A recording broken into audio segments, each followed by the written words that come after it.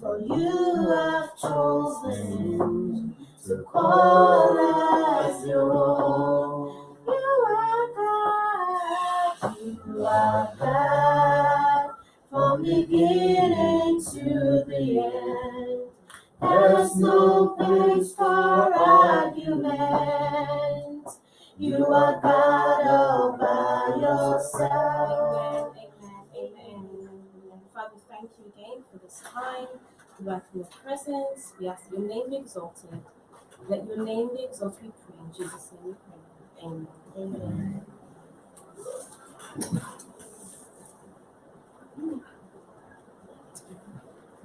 Okay. Welcome to our Tricaid event.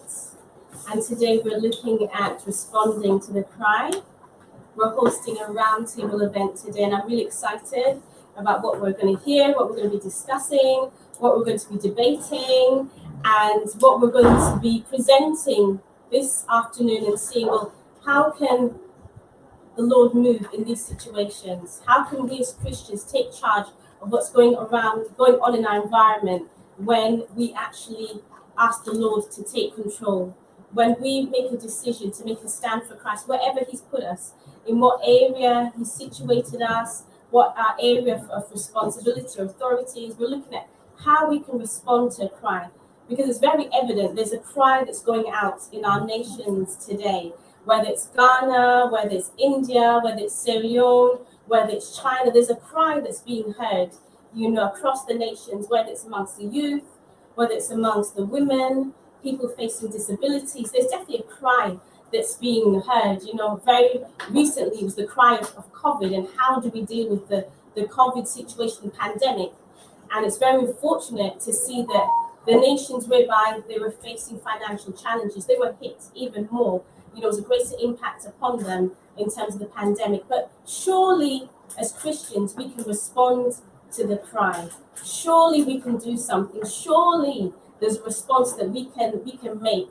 Surely there's something we can initiate. Surely, as children of God, we can tap into the mind of God to see what's God saying. Because I'm sure God's not immune to the cry that's being heard. I'm sure God is not indifferent to the cry that's being heard.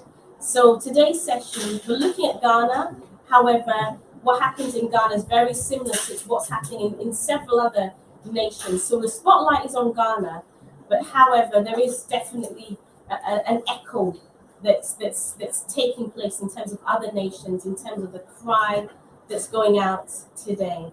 So, Michael, I'm going to hand over to you just to give us a very short prayer, and then we're going to hear from two young people, Iona, and then we're also going to hear from Ernest in terms of what's the crime we're facing today. So over to you, Michael, whilst Iona prepares to come in. Well, I thank you very much.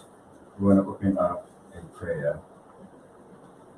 We want to thank you, Lord God Almighty, for such a wonderful time as this. Indeed, this is the day that you, Lord, have made, and then we are glad and we're going to rejoice in it. We are committing this discussion, Lord, into your hand because you know best. Pray that you will influence every word that shall come out of our mouth.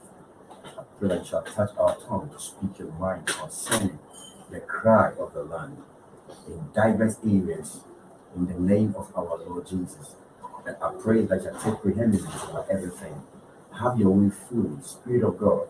I pray your sweet influence will sweep over us in this gathering, in this roundtable meeting towards development of our nation. And I pray that our cry will be heard and solutions made available. I thank you, God, for answered prayer in Jesus' name. Amen. Amen. Amen. So Iona is going to be supported by Othniel, and the Iona and Othniel are going to come together. So yeah, let's welcome them. Thank you. And we're just waiting for Othniel to come through. Oh wow, that was very quick. Okay, if you'd like to go ahead.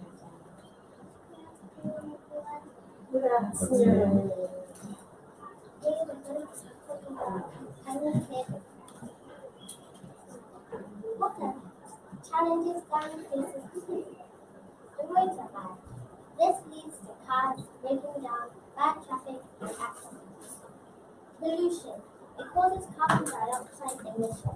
This is toxic in the air and bad for our lungs and environment. Poor drainage, which causes more floods. People also face difficulties when driving vehicles. Some schools don't have paint or walls, water, and toilets. This leads to poor education. Some houses are not enough space to live in. How can we fix that? Let's find out in the Tricaid plan. Wow, thank you. Well done.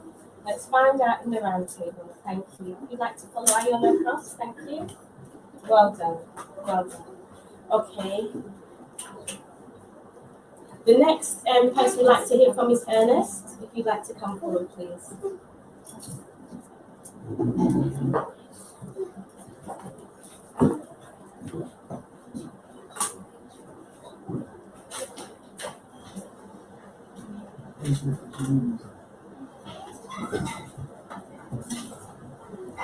Okay, good afternoon.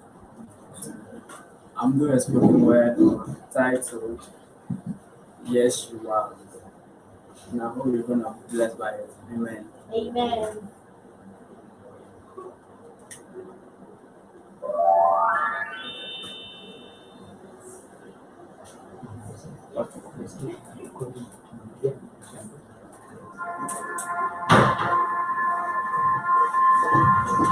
Yes, you are. I know your mind is settled to understand because this message is coming from afar. And I know your heart is so darkened to believe, but you are still that shining star. Time may elapse, but that DNA can never expire. There's a little flame, set the whole world on fire. A great city is about to be established, but without the architect, there's no plan, and without the constructor, the land will be useless. No, how can you break a bone when you are toothless? But things can never remain the same when there's a progress. The speed of a machine is determined by the more input or less. I just want to have a second view, but I still have that little ball in your hands. If that shepherd in the bush, you start boldly in front of a giant, then you're not weak, my friend. You can still break the fence. There's no time for an interview because you have all the perfect credentials.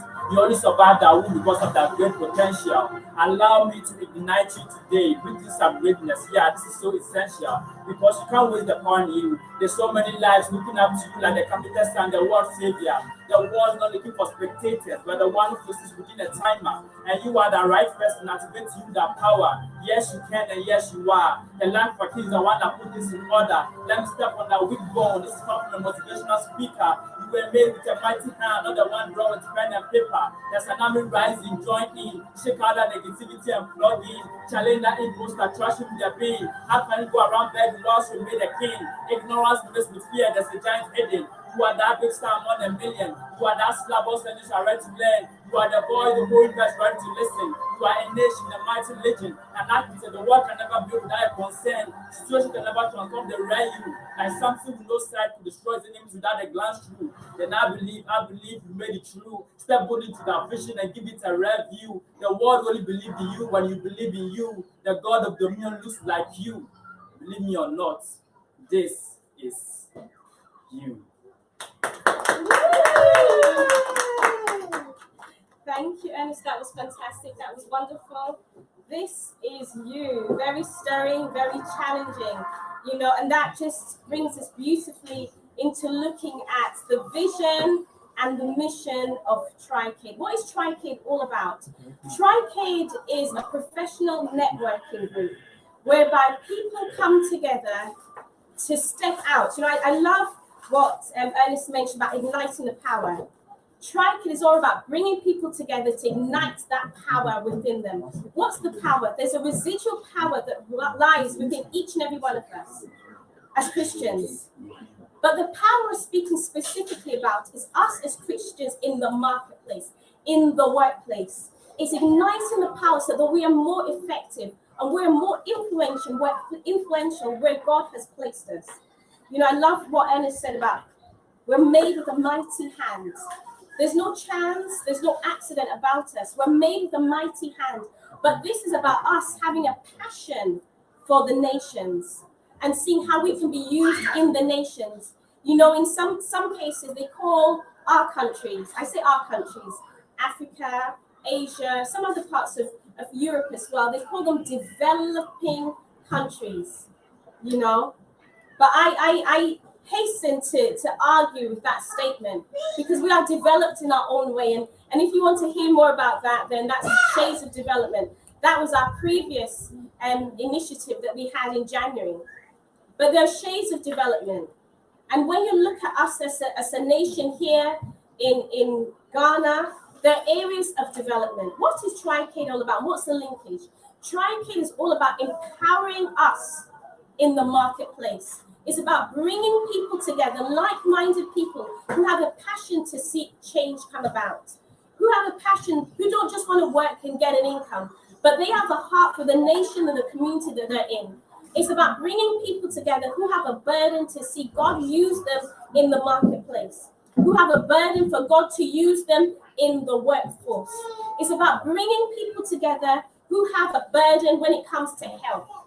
It's about bringing people together who are not just here to do a job, but who look at things wider and are willing to step out and participate and support and make an impact. It's about people who don't just stick to their day job, but ask the question, what can I do as a Christian in the community that I am in? It's about looking at us as Christians and saying, I work in the health sector. I work in education. I work in community. My profession is looking at agriculture. My profession is perhaps in the nursing field. And it's about saying, this is my profession, but I'm opening up and asking God, how can I be more impactful in this area? What is God's assignment for me in this area? It's about bringing together people from different nations together to see how can we make an impact in our countries. You know, as I said before, sometimes we look at our nations as developing countries. And in many ways, we're far more developed than the other countries who have like a bigger income. And you know, when it comes to the Human Development Index, maybe they're right there at the top. For us who may be towards the end of that index, there's areas in which we are much more developed. Why? Because of our value system, because of the way in which we treat one another, because of the things, the morals that we have on the inside that would stop us and prevent us from doing certain things. We may not have the capital that others have. However, we have that sense of knowing right and wrong.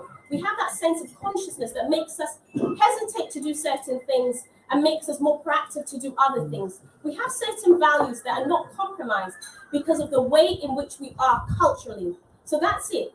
It's perhaps the culture that makes us more developed than other nations. So we may not have the capital, but what we have ingrained within us, our system of doing things, our culture, our value, in terms of how we relate to one another, is perhaps of a higher scale. So if there was another index apart from the Human Development Index, and if there was an index that was perhaps the person's social value index, then perhaps some of our nations that may not have the same infrastructure, may not have the roads, and may not have the economy that other nations have.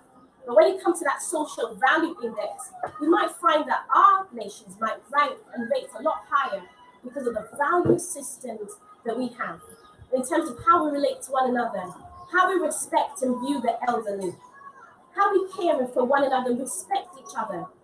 We respect people who perhaps might not have as much as we have. We're willing to share the little we have. We're prepared to sacrifice for others. We're prepared to give the little money we have to give to somebody else so that they can go to school and get an education, maybe help their community.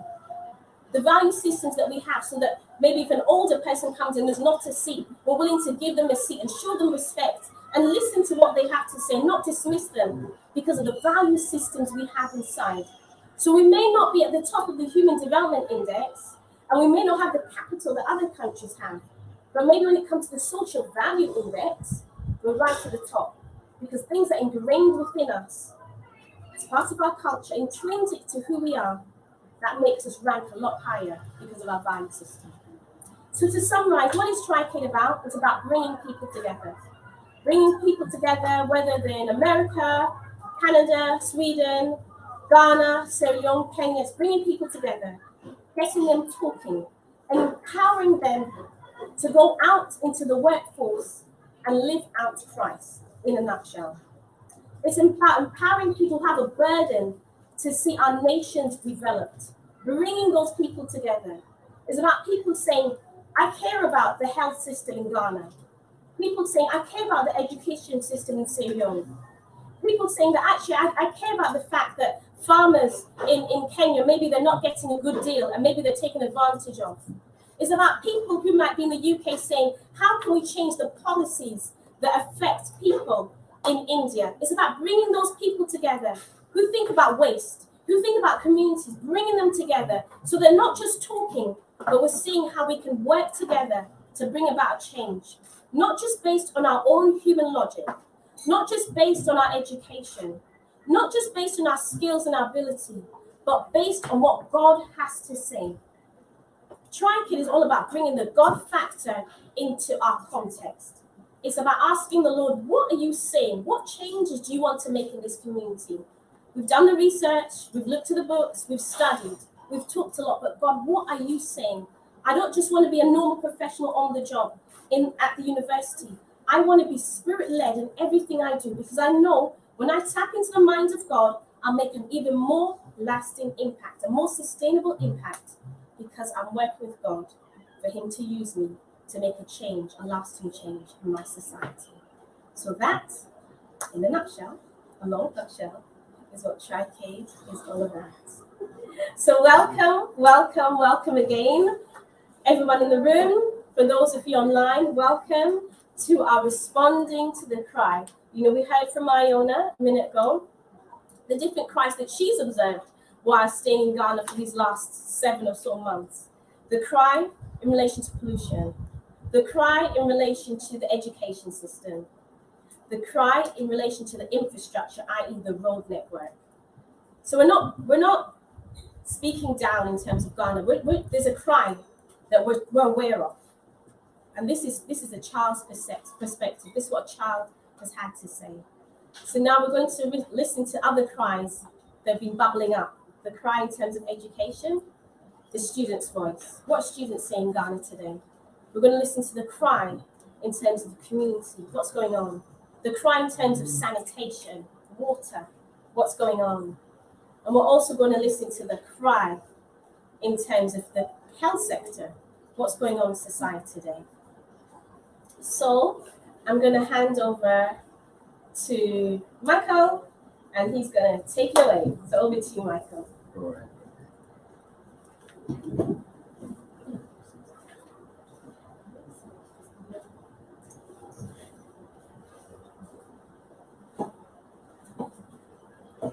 Oh, thank you very much. My name is Michael, currently a physician assistant in 10. And I'd like to present on some few challenges that is facing Ghana's health care service. All right. I want to begin with saying that Ghana is trying her best in the area of health, but in as much as we try, we are still not able to meet that standard that is formed globally according to the World Health Organization. No, I want to begin with from the time of independence. No, what Ghana is known from the time of independence is free health for all. You know, that all will access free health, you know.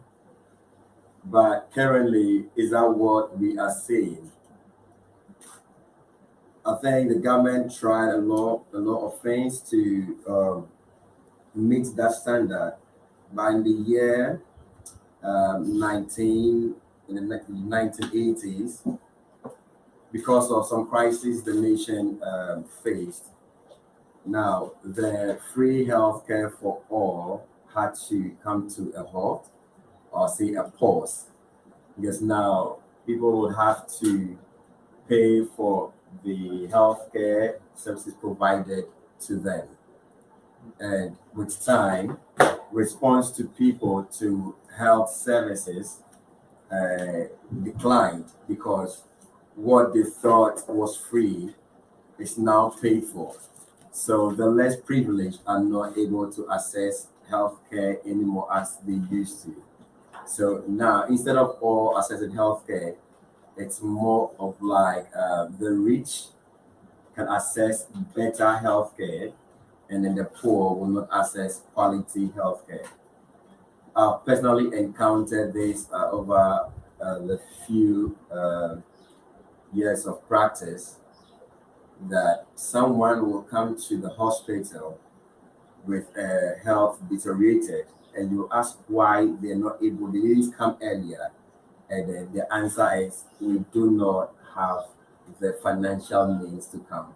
So we resorted to herbal treatment or some other medications that couldn't help till the situation got worse. Right. But as a nation, in our time of development, the seasons we've been through, should the nation be going through what we are going through today? Yes, we have the National Health Insurance Scheme that was provided to at least cater for such situation. But today, does it really meet the purpose it was meant for? Just last 2 weeks, I encountered a student who fell ill in a public transport we took and had to take him to the hospital. In less than 10 minutes, with labs and then some medications to buy, one who has a working National Health Insurance Scheme card had to pay close to 200 cities, and this is a student we're talking about. If he doesn't have such amount, then I believe he wouldn't be attended to as he's supposed to. But this is a country that after independence, we celebrate every year our independence. Is that what we're supposed to be going through in this stage of our life? This is a cry. This is what we are calling out for. Secondly, I want to talk about the doctor to patient ratio. Over the years, there was an improvement, say from 2015 upwards to 2020, where it began to shoot up again. I want to give a stat from 2020 that is doctor to patient ratio is 1 to 8,859. That is as at 2020. And then as at 2021, it rose to one doctor to 10,901 patients per doctor. So you can imagine the pressure in the health sector. But I believe every year there are medical students recruited. There are students who pass out well, who are inaugurated. There are a lot of new doctors pushed into the system, but there seems to be rise in pressure every year. That is with respect to the doctor to patient ratio. So you go to the hospital today, and then you have to stay in a long queue because you have other things. You have to go to work early, but you will leave the hospital very late because there are just few doctors to take care of a number of patients. According to the WHO, the standard of doctor to patient ratio should be 1 to 1,000. 1 to 1,000. But here in Ghana, as at last year, 2021, we have 1 to 10 over 10,000. You can imagine the pressure. So we've broken the WHO standard. We've broken it totally.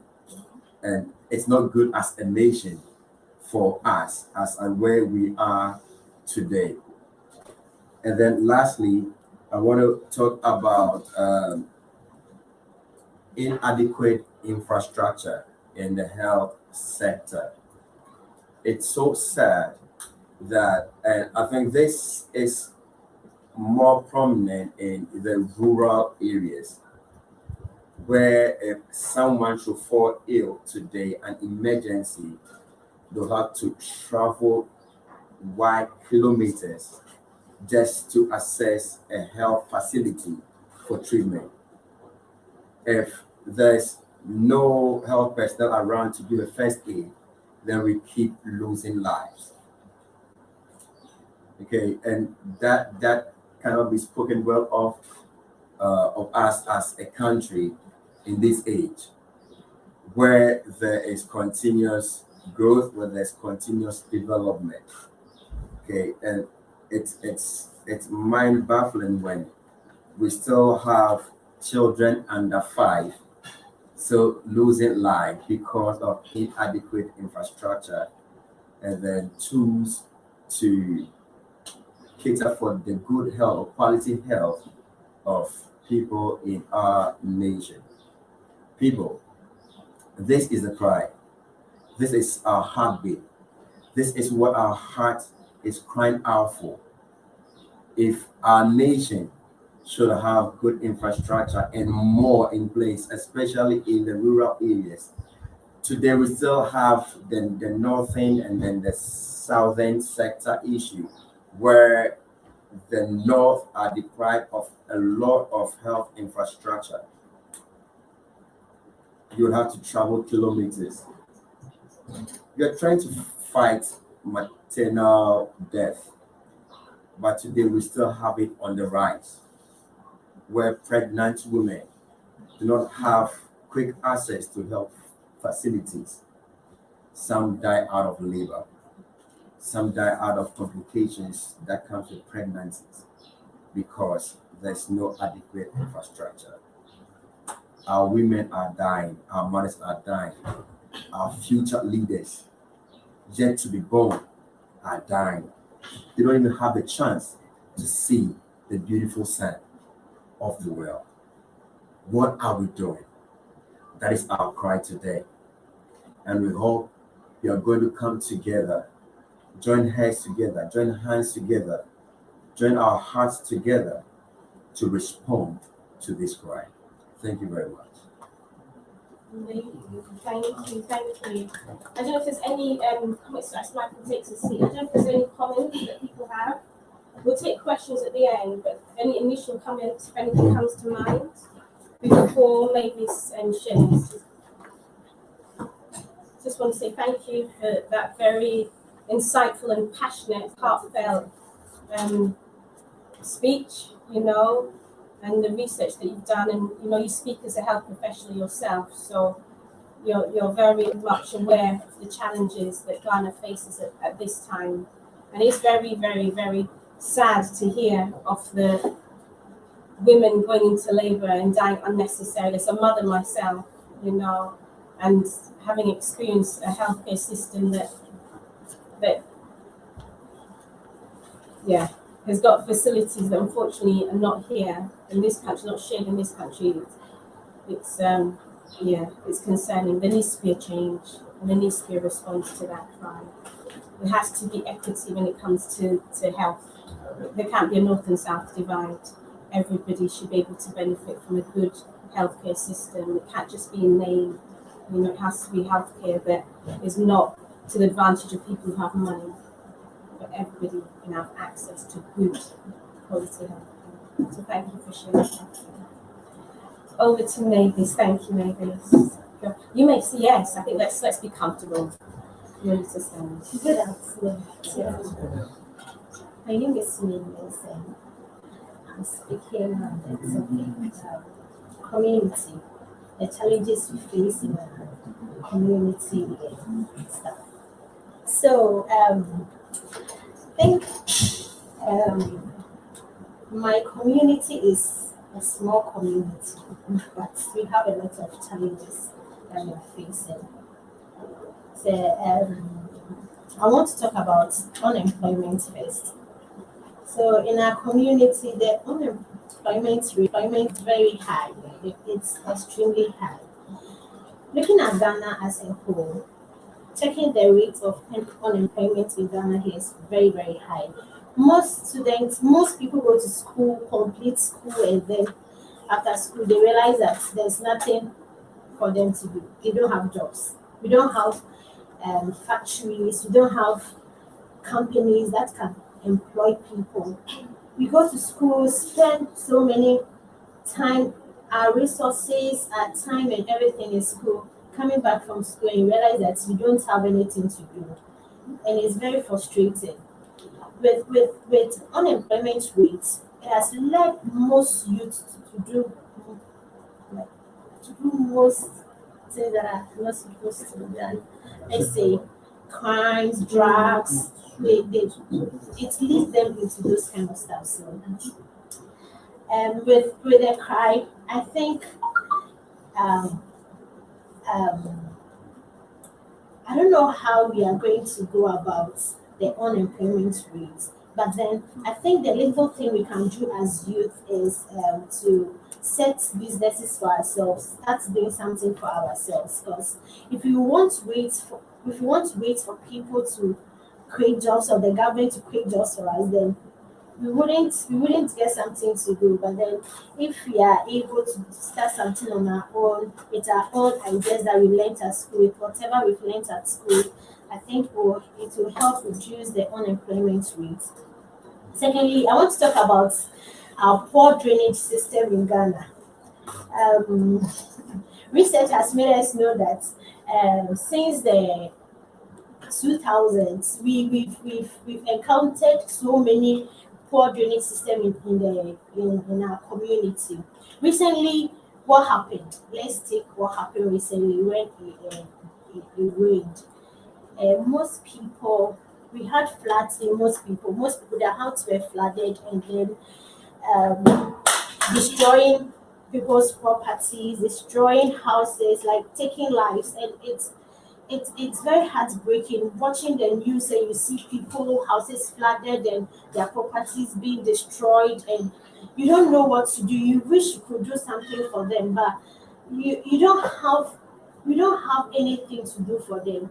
There's this organization called NADMO in Ghana here, which helps in this flood and stuff. But it looks like the government doesn't look into it that much. They don't really work that much because recently looking at the houses and properties being destroyed is very heartbreaking. I just don't know. When I watched it on news, I was like, hey, so assuming my house was flooded this way, how am I going to keep on up? What will I even do? I just want us to know that our poor drainage system and not our poor drainage system has caused people's life and yeah, it has caused properties to be destroyed. And again, we can actually do something when we are in a community. We can actually do something. That is, a community can come together when we think we don't have good gutters and stuff. We can contribute and start building, constructing these gutters. We shouldn't wait for the government because the government wouldn't come from the top to the lowest place to do anything. No, but I think we can actually come together just as we are discussing now. We can actually come together with our ideas because I know most people studied engineering in school and stuff, so we will know how we go about it we when we are in an area that there's no we have poor gutters, we don't have gutters and when it rains, we have floods in our homes. I think we shouldn't wait on the government, but we can actually come as a unit and do something for ourselves. There's this area called it's in the center of Accra, Adabraka. When it rained, seriously speaking, the cars and the lives, people's stores being destroyed, and looking at all this, and you realize that we can't compete in the market, in the global market. We can't compete with them because here lies the case. We are not developing our own areas. The little thing that we are supposed to do, we can't do it. We are waiting on people to do it, or we are waiting for the government to do for us. But those people are not here. They live in this kind of areas that they won't flood there. But we are living in an area that we need each other for to grow. We need each other that we can grow. We can grow in the sector of this poor drainage system. So the little thing I can say is like we should ensure that anytime there's construction ongoing, we should ensure that there's a construction of gutters that when it rains, like they're going to pass through them, and when there's there wouldn't be floods. So anything we can discuss about it. Anything that you have to tell me. What do you think? What do you think about it? Because you were here when it rained, right? And you saw so many things. So if you have to contribute anything, let's contribute. I like the point you raised about the community coming together and the fact that we need each other, because that is the essence. Thank you. Maybe that's the essence of the community.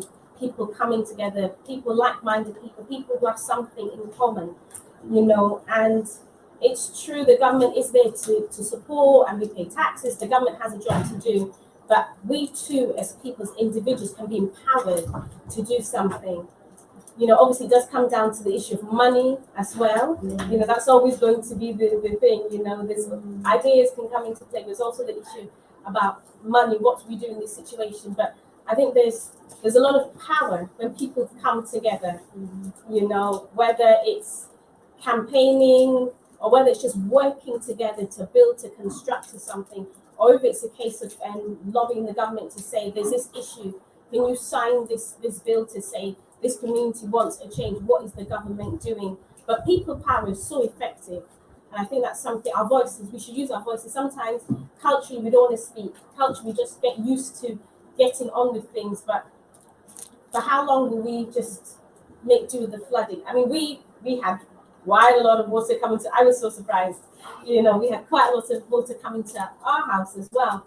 I was thinking at least nothing was damaged.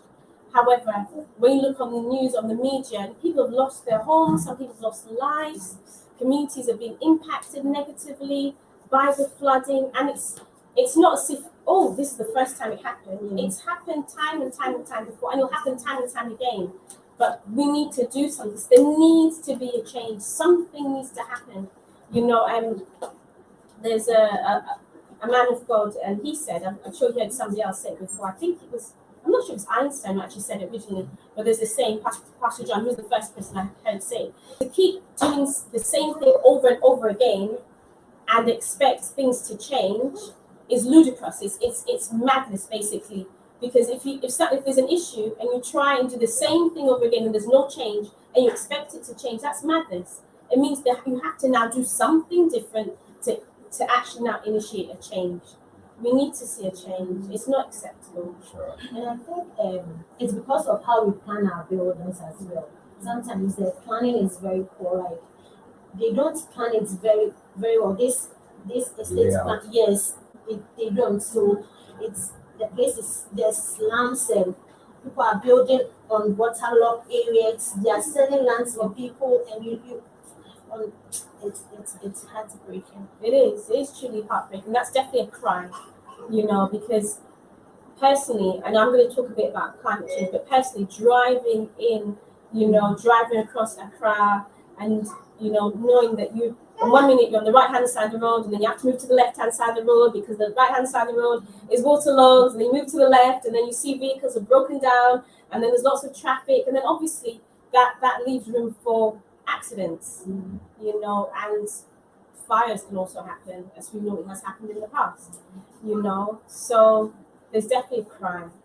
There's a crime, and I like the fact that we're not just pointing at the government. We're saying we are willing. Yeah. We are willing to be ambassadors of change. We're willing to use our hands, to use our feet, to use our voices to bring about change, because we know it's a huge problem that's been around that predates the governments that the government that we have experienced.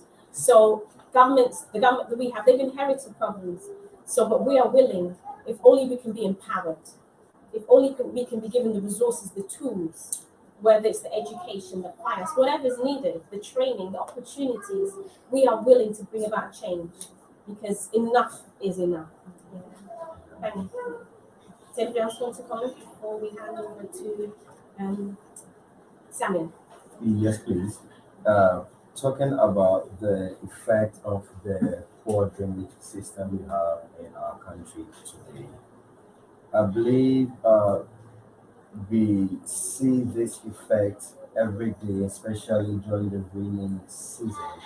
Every year we see the effect, and it's like we are getting used to it, and it's like no one is seeing it. But I want to find out, so what are we doing to prevent it? Most at times we wait to find solutions to it when it has occurred. But what are we doing to prevent it? Yeah. Because it's something that we see every year, it happens. Our roads are flooded, our communities are flooded, people lose properties, we lose lives every single year. What are we doing to prevent it? And like maybe Shivani said in the presentation, we as people can come together, and like you said, but the empowerment, where is it coming from? Yes. The resources, where is it coming from? That is, to me, that's my cry. If people are willing to do it, then where is the resources coming from? Where's the help coming from? Yeah. Thank you. So we are on board. We want to do it. So if we get there, go ahead and the support. We have set ourselves aside to do those things. So the only thing I think we can can actually get is then go ahead. Just like when we said from the government, maybe sign something. Because I quite remember one time a friend told me there's this man in their area. He realized that the roads to his house it's very bad. So one day he was like, okay, I have the money, I want to construct the road to my house, and he was able to do it. It's a good thing. It's very good. So if you have the resource and you have people around to come together and help you, I think it's a good thing to go. Why you shouldn't wait for someone to come from the top and do it or anything. But if we come together as one, that is why they say unity is strength. So Yeah. come together as one and we all do it. We'll reduce such damages and stuff. It's true. It's true. When you talk about damages, just this whole thing about even if you manage to save enough money and have a car, Yeah. driving a car over these roads riddled with potholes, Yes. there's lots of damages, lots of repairs. You know, let's not even talk about the cost of the fuel, you know, the petrol and the diesel, but just looking at the maintaining a car. Because what I find so fascinating is that when it rains and the roads are damaged, and then but nobody comes to fix it. So we now just make do with the damaged roads, and then it rains again, they're more damaged, and then it rains again, and more We damage. have to be doing it all the time. Unfortunately, like an example you mentioned, the gentleman was able to fix the road, but the majority of people cannot afford to fix a road. So we need to have the right permission. We need to have the green light to say yes, you can work in this particular area. We need to be given the permission, but we need to be given the empowerment. You know, young people, they're tomorrow's leaders. You know, young people are the leaders of tomorrow. So the young people, whether they're at university, whether they've just graduated, whether they're self, they can be empowered, not waiting till they've gone, and come back. No, here and now, because we make Ghana what it is now. So we need that empowerment. We need those grants. We need that funding that I believe is there. We need to know what is out there for the young people to tap into. We need the support, the training, you know, the to be able to be sent on courses. Exactly. So because to be educated is expensive. So we need those grants, we need those funding, we need that scholarship that's easily accessible so that young people can now fly and make an impact in Ghana. And we don't have the situation of brain drain where people go abroad, they get scholarship, they get funding, they go abroad, and then they don't come back. because they've experienced other options, other alternatives for a better life. Yeah. But over to you, Samuel. Over to you. Thank you so much. I would want to add something of this. I have had the opportunity to be in the rural areas for some time now. If Accra, which happens to be the capital city, is experiencing such drainage difficulties and issues, then you can imagine what happens at the rural areas. I have incidents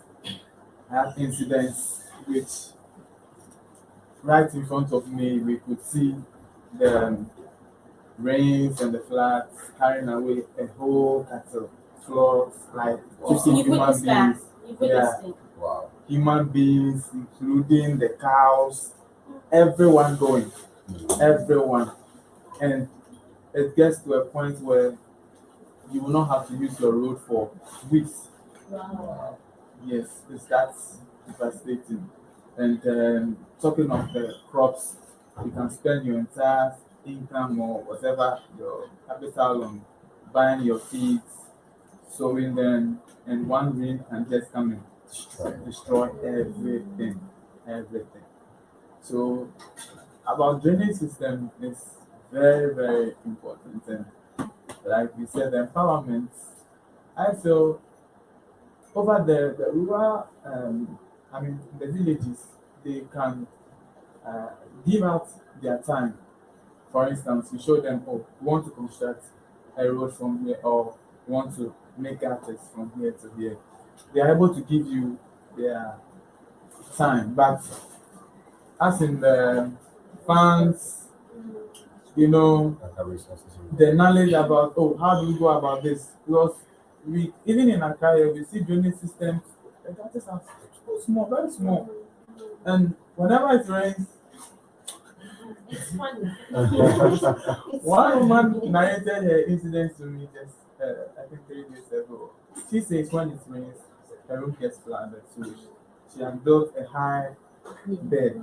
So she Wow. gets everything and then keeps it on the bed. But this time around, she was not lucky.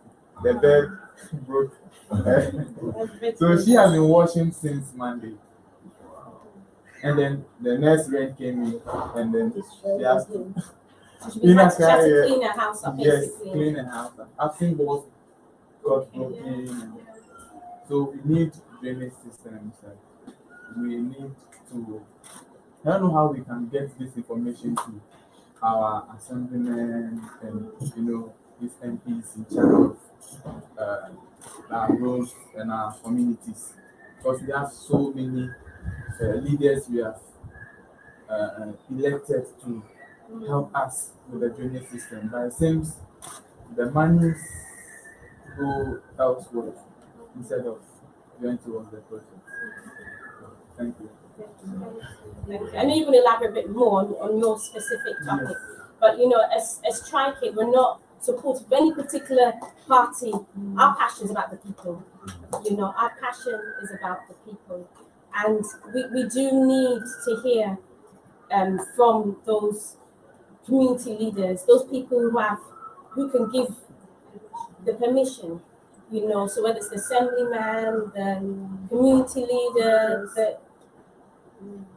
we need to hear from them, the local chief, those who can give out the permits, who have authority, who can give the sign off, who can give us access to work in a particular community, who can make things easy.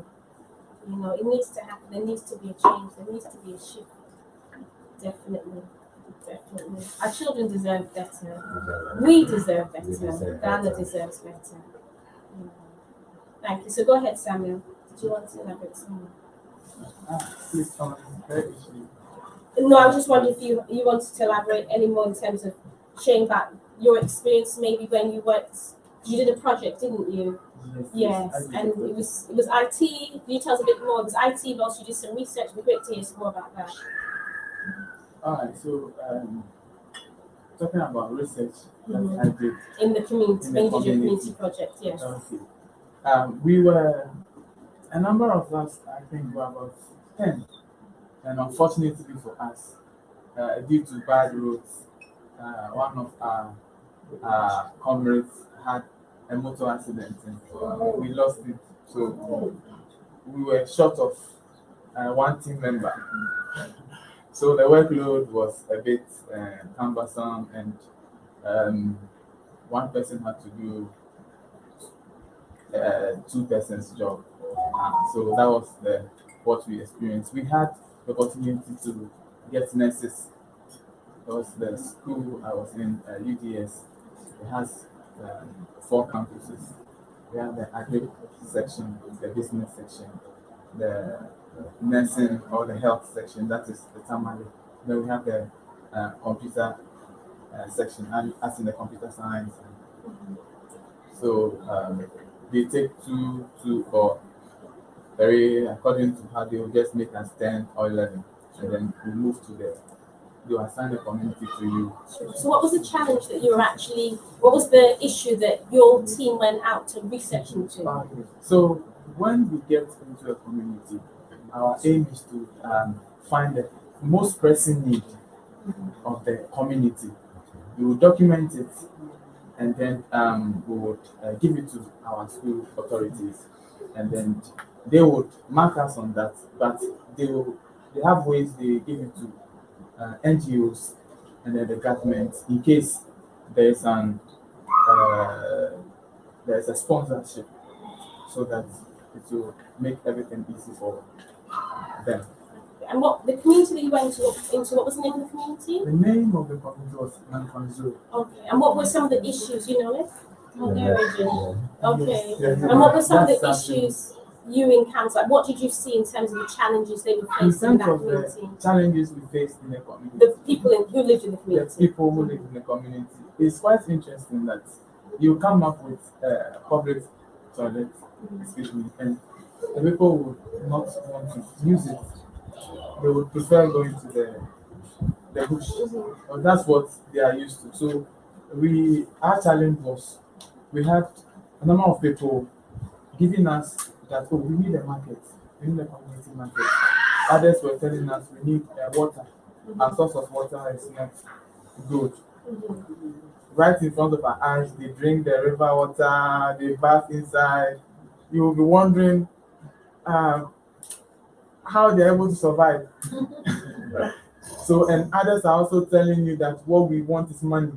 That's the people in the community. The people in So the each- community. Different people have So different requests, different Yeah, needs. different requests. But we have how do I call it?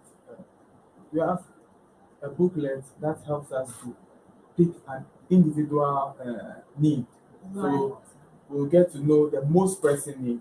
So why? then- So you said you had a booklet that Yeah. determined what was the need. Yes. So how do you use a booklet to determine a need? So we have Explain a bit more. we have SWOT analysis. That is the strengths, the weakness, opportunities, and then the threats of the community. So we arrange them in that order. We ask you what you think is the strength of the community, and one of their strengths was the land was very fertile. There was no crop or seed you put there and it will not yield. And I heard from the Ministry of Health, and then we went to this part of the ministries where we could get the fertility of the soil. And amazingly, they told us the soil was so fertile that it could even grow some of the crops that we think, apples and other things we think cannot be grown in Ghana. And it's amazing. What you see on the map, that's just what is on the ground. Because that place, just that village alone, I think it's bigger than Accra. So can you tell us at least 3 of the challenges? If you we're talking about cries. So what would you say the 3 challenges, 3 cries you say that community had? The first one, I'll go in for their education sector. So we have students who would start from nursery, they go to their primary, and then by the time they get to, let's say, primary 3, there's this tradition or custom in the land where your auntie can come for you anytime she wants. So you move from where you are and you assist her wherever she takes you. And no power in government can stop that. So that's one. So- What would you say is the second one? So they come and take the children and then they They take have to them leave to after they school. cut their education. Sure. So they don't That's have the one. opportunity to get.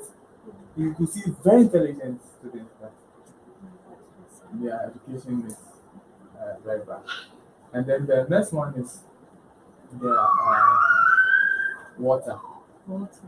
Yes, water. When I mention water, as in their source of water, where they drink water from, we saw some two broke down Okay. boreholes.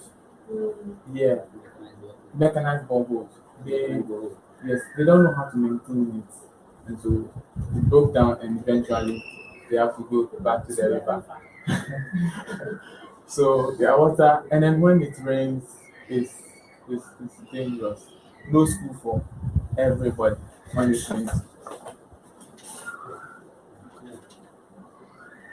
No school for everybody when it rains. So water has two sides. Their source of water. They do this soft drinks, they are so below with the river water, ice cream, everything. What? With The river water. Yes, yes. And they're happy, they buy it. So You don't anything get that they sick, like, cook, I'm shocked. Yeah, so we went with our bags of sachet water, but we bath their river water.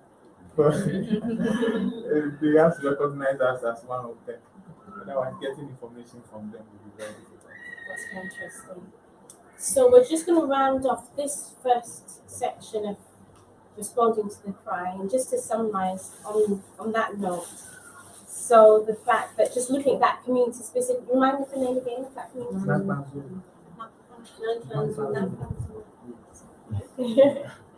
You know, the challenges that they face. I've never heard of that situation where you've got a child who's in school. It's not that they're not in school, they're actually in school.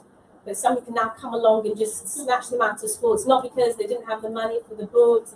It's just that because the auntie felt that she has a right to do that. I've never heard of that scenario before. And the challenges with regards to the water as well in that situation, whether it's sanitation or just even having clean drinking water. So these are some of the cries. We've spoken about cries that we've observed. This is very specific to a particular village. So there are cries out there, and our mandate, our purpose for meeting today, our purpose for discussing today is not to put down Ghana, it's not to put down the government, it's not to put down the authorities. It's to see how we can be led by the Spirit of God to support, to bring about change. But to effect change, we need to be able to identify the problems, the issues, i.e. the cries. And then from that point, we can now begin to work together. We can work with authorities, and we can ask the Lord to lead us as we work to effect change. So thank you. Thanks for what's been shared so far. Really looking forward to hearing from the rest of the team. So we're now going to take a short break, and then we'll be back in the next 10 minutes or so. Thank you. Please help yourself to water.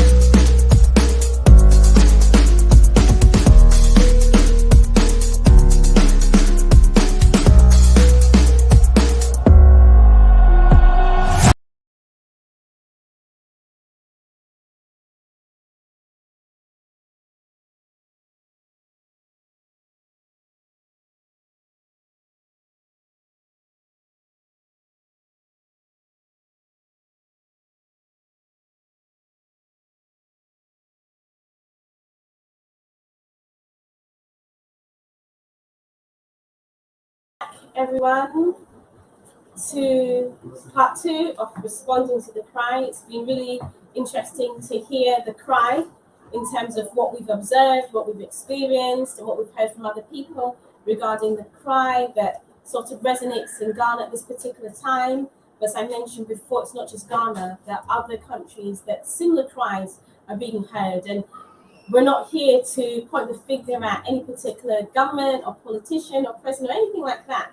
We're here to say that we are the hands and the feet of Jesus here on earth, and we are willing and ready to make a difference. We are here to be empowered so that we can implement change in our nations. We want to work with the government. We want to work with the people in authority. We want to work with the decision makers. We want to work with networks overseas as well to see how we can affect change in our nations. We want to see equity when it comes to the healthcare system, where there's not a north and south divide. We want to see changes whereby there's not the flooding that we've experienced recently. We want to see the change, and we're willing, ready and willing to be part of the solution as Jesus' ambassadors here in our communities. So welcome back again, and I'm going to hand over to Samuel, and he's going to continue from where he left off. All right, thank you very much. Once again, you're welcome to Tricaid. And I would like to say something about our infrastructure as an IT infrastructure. And when we talk about IT infrastructure, then we're talking about the backbone of today's digital business. So any business that we do online,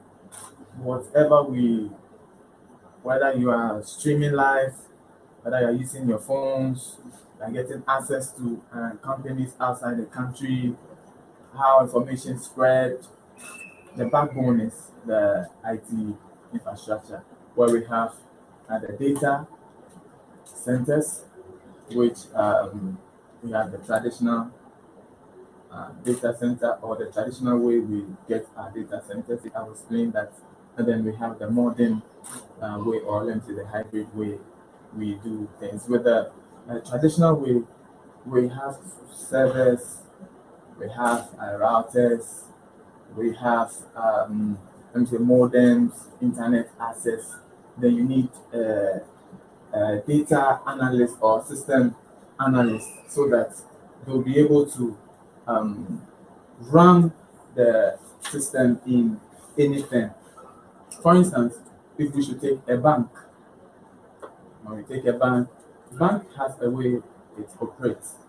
If I want to print something out in a bank, I would need to send it to the server, that is the print server, and the print server will tell me which printer should print out for me.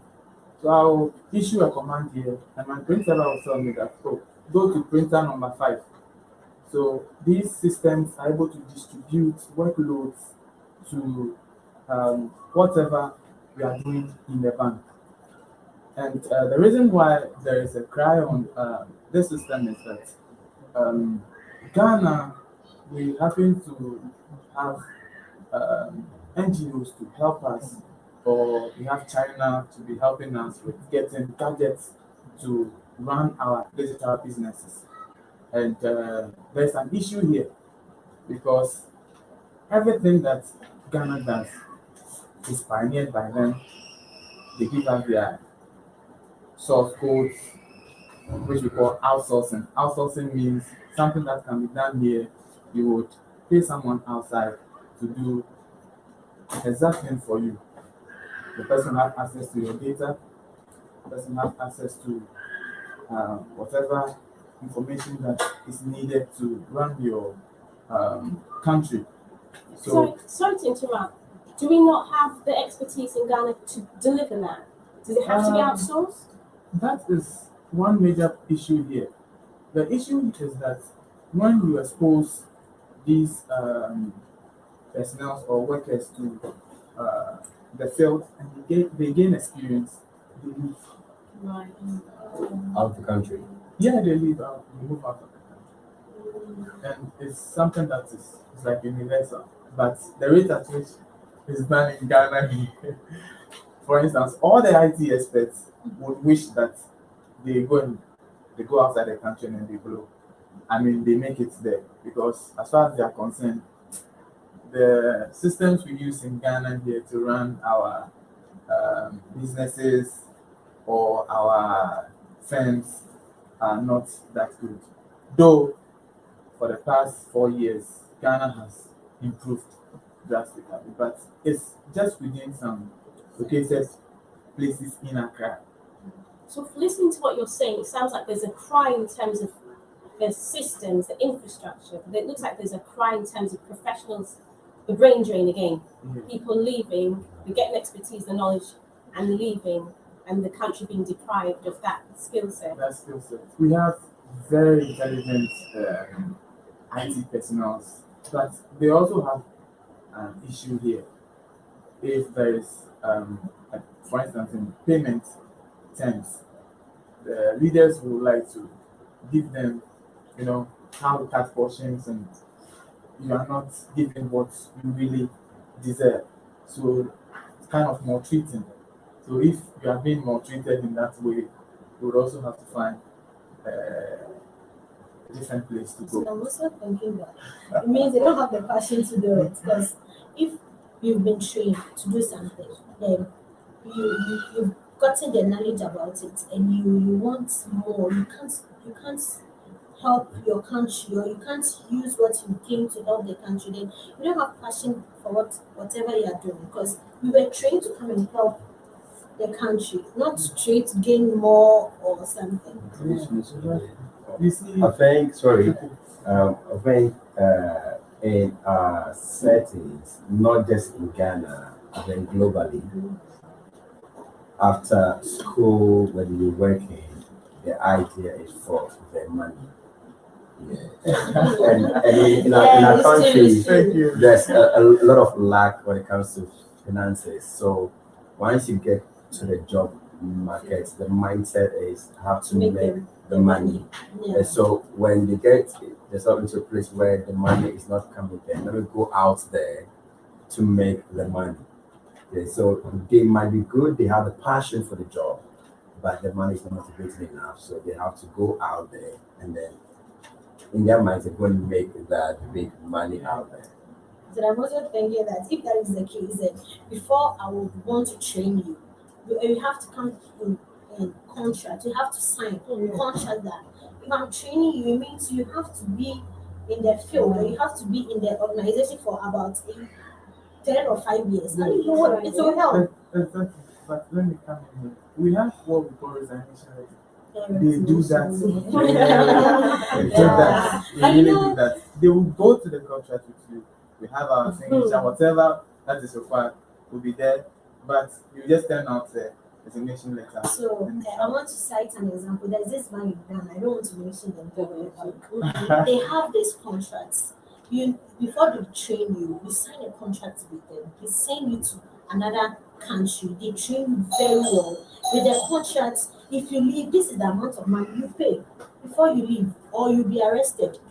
You see, with that, it prevents people from leaving. They know that if I'm to leave now, they've trained me for this years. They've It's an told investment. you, yes, you have to work for us for about 2 or 4 years. This is the contract. You've accepted it, so they've trained you on it. After training you, you can't come to the country and be like, after 2 years, I'm leaving the job.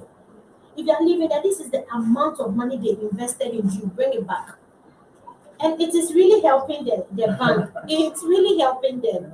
I understand, but you see, with this where a cybersecurity comes in. Cybersecurity has to do with you building a strong firewall, and then let me say, preventive measures to hackers and hackers from penetrating into your system. If you ever hear that someone is a computer specialist, it means he has a tendency to get all those things. And as they are, for instance, this computer scientists in Ghana here, they have links outside the country. They hear what their colleagues tell them. Oh, I just received $20,000 for just one, round. So if he is here and he feels he's doing more than what those outside there are doing, and still the money is not coming. He is insinuated to, I mean, do something fishy.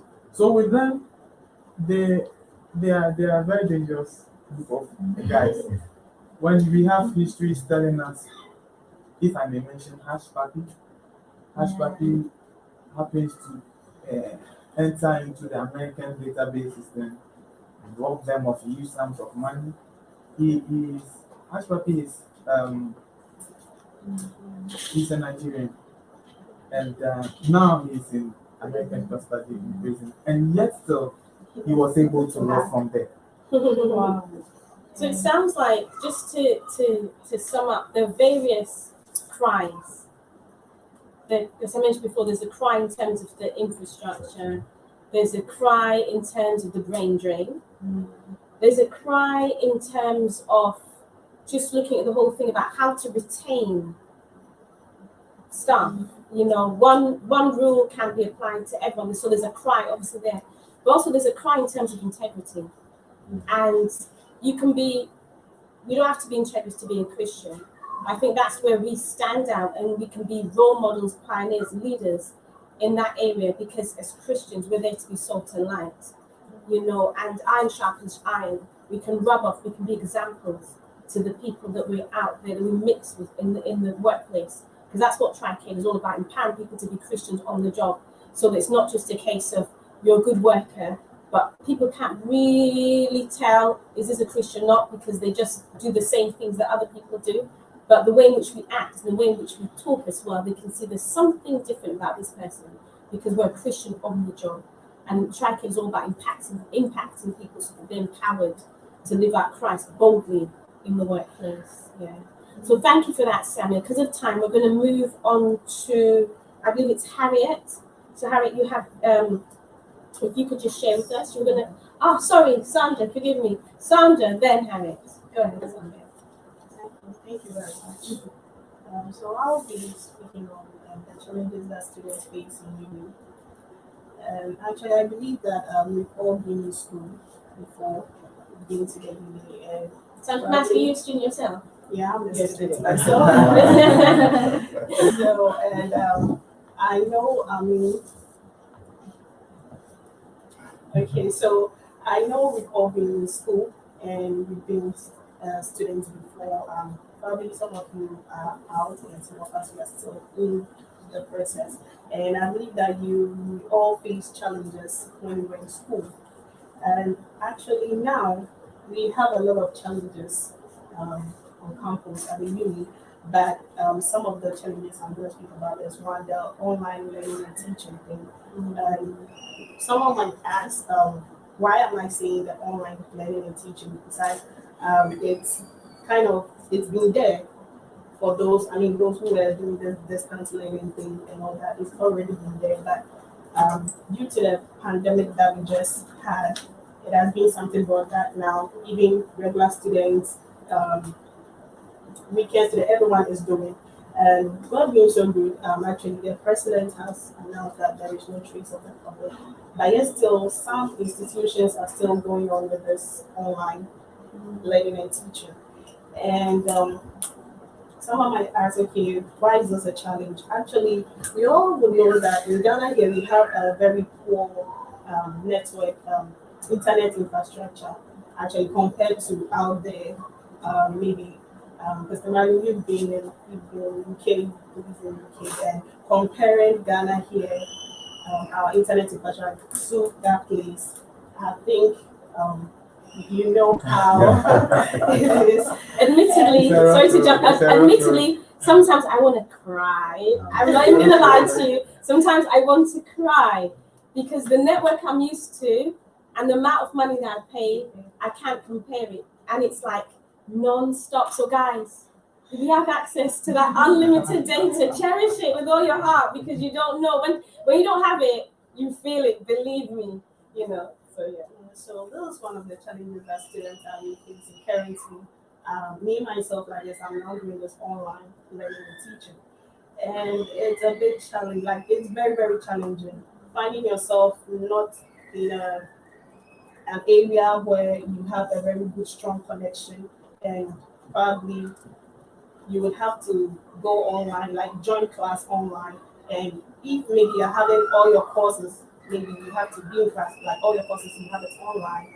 Imagine waking up and then not being able to connect to class. It's going to affect the student, his academics, and not just also does it affect the students' academics, but also our financial status as well. Because we are not given data to use for this online class. You One have to second, Kofi buy. was saying something of that? You're agreeing. You're agreeing. You Yeah. are given, I think it's limited. It's limited. And even with my institution, you would have to go on campus to use the Wi-Fi. So imagine if you are far away from campus, but you can't go all the way there just because you want to use the school's Wi-Fi. So you will have to buy your own data and then use. And then even with that, you joining the class because of this poor internet infrastructure that we have in Ghana here, you are not able to hear what the lecturer is saying, participate in class and all that. And the most heartbreaking one is maybe when you're giving an assignment or maybe you have to do an IA online and you don't really have exam. You don't have a strong internet connection. Probably you'll be there struggling. Imagine how you feel when you have exams or something. Already you are a bit tense and nervous and everything. And especially my cry is for the first years because they are not used to all these challenges out there. And then you go into the uni and probably the course itself you are reading is something that you are finding a bit challenging.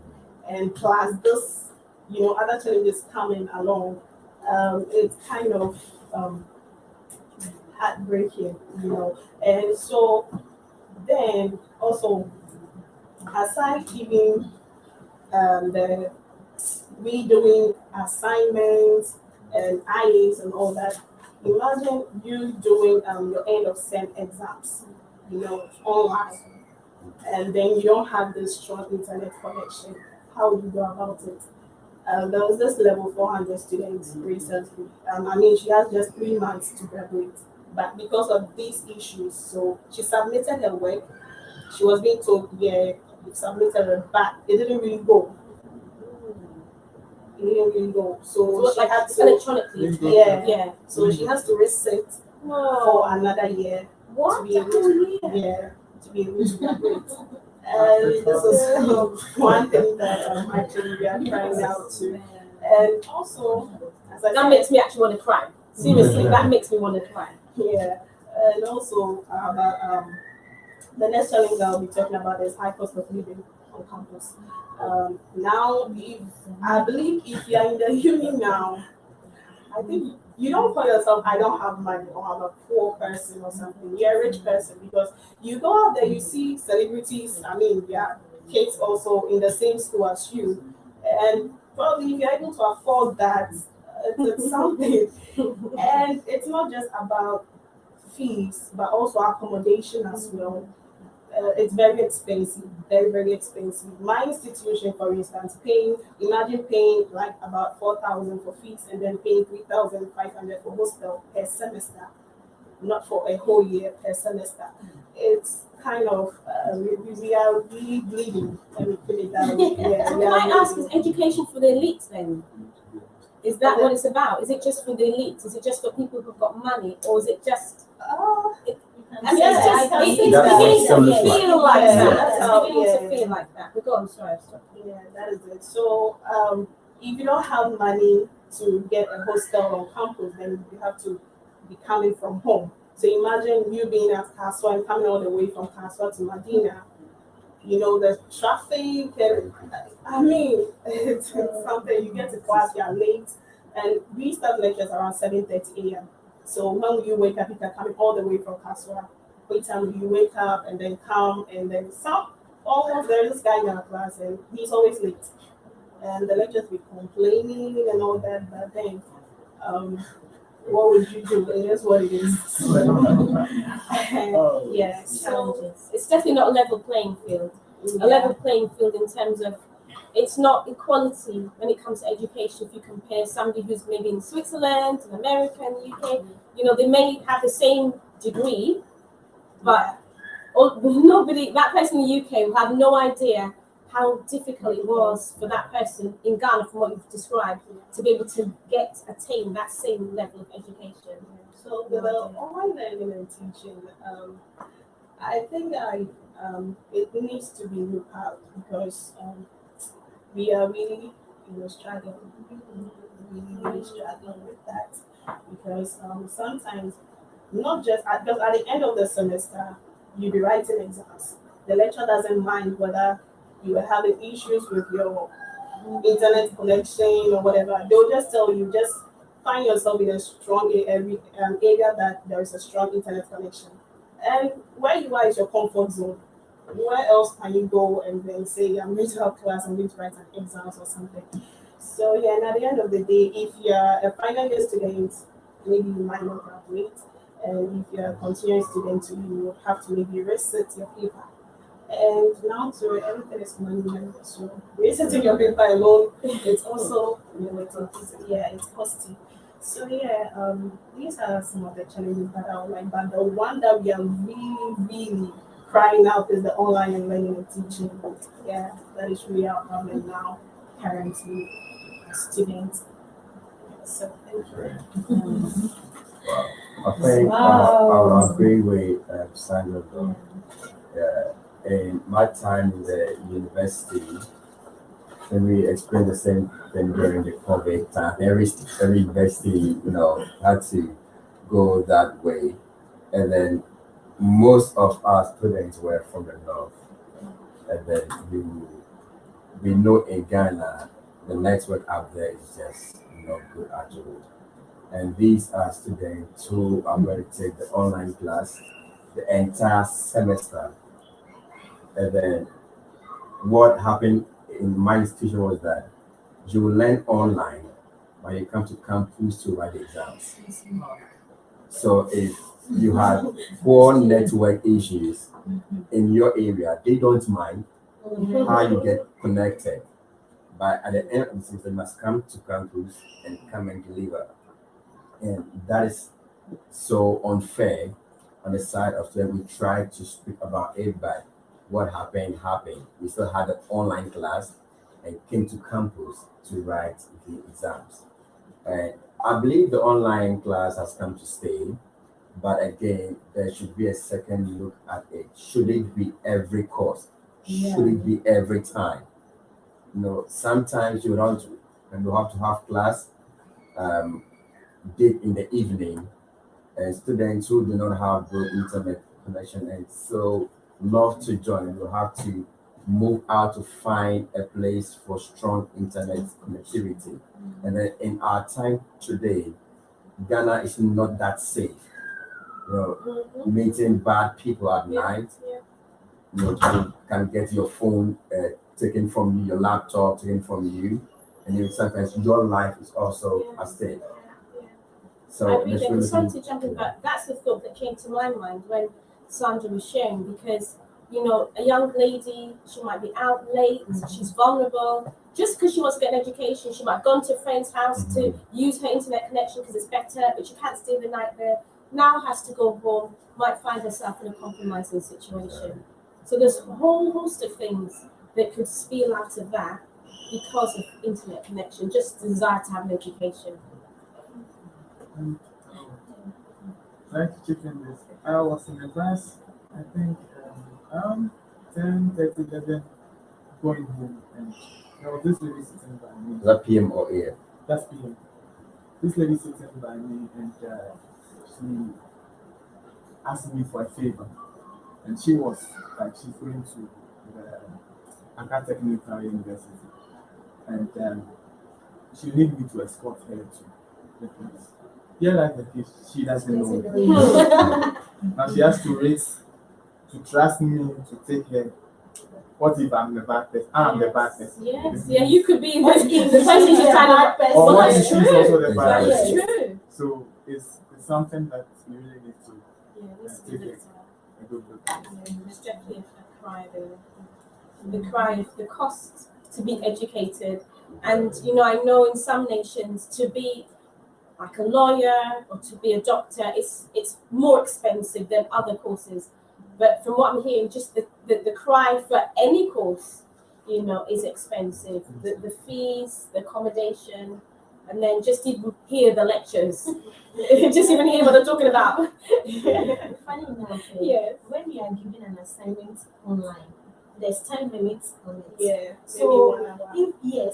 so if you're not able to do it, that is Just it. jump, just like that. It's gone. Yeah. It's And the system also, for instance, the number of students are sending their work sometimes It's done. Jump, gets jump. jumped. Traffic. That experience is very bad. Everyone's work would have gone through, and you, the Yes. one who sent yours first, you realize that it didn't go through. So if your mic doesn't go through, I know in this instance, I feel Yeah. like crying for this I lady. go through. Our experience has been Right Wow. now today because I will be writing my last paper. We are going to do it online, and I'm thinking about the instructions they've given.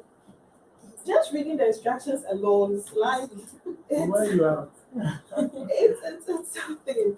And with this poor internet, connection and all that, we are just hoping that everything will be Even before coming here, I did online. I went to write some exams online, and it was like we were packed in a room. So one person did it, we are done. So another person come, we are done. We just don't want the time to beat us, and we don't want the network to go It's a off. lot of pressure. Yeah. It's a lot of Right. pressure. And they wouldn't allow you to do it online when it's exams. No. You have to come and write it. So why don't Doesn't you make use it sense. as online? It doesn't make sense. I mean, you'd expect that level of pressure if you're studying to be like a brain surgeon, not to demean any course, do you see? Because every course is a weight in itself. But come on, to do that level, it's a lot of stress Yeah. to get an education. There's definitely a cry, 100%.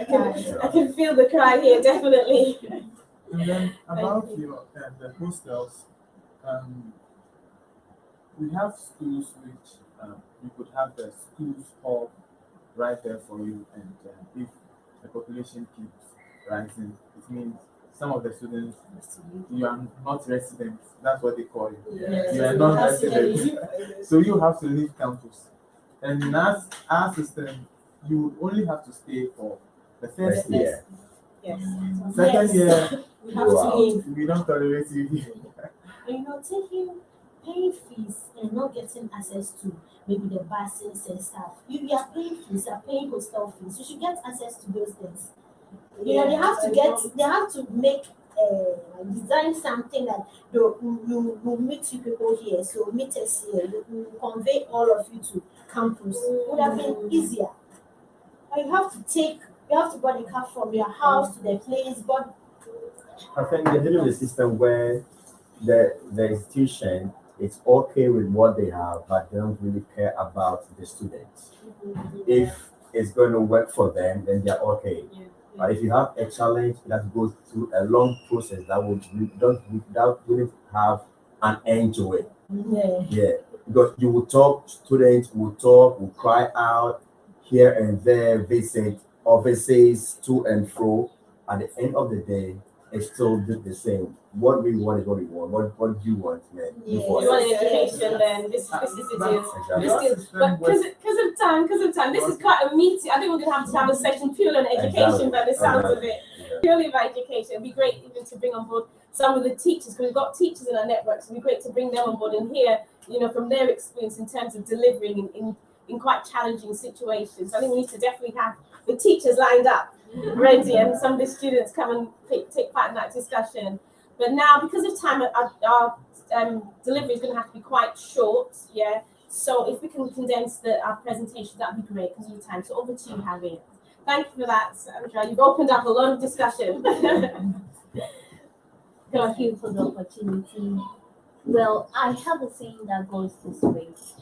Media is a channel for information. We have different forms of information. but media is one.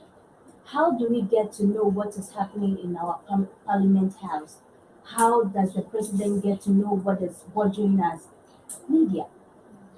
So the media serves as a channel for us to know what is happening in our parliament houses and what is happening in our lives.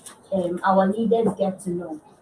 Well, there are several challenges encountering the media personalities, the media industry.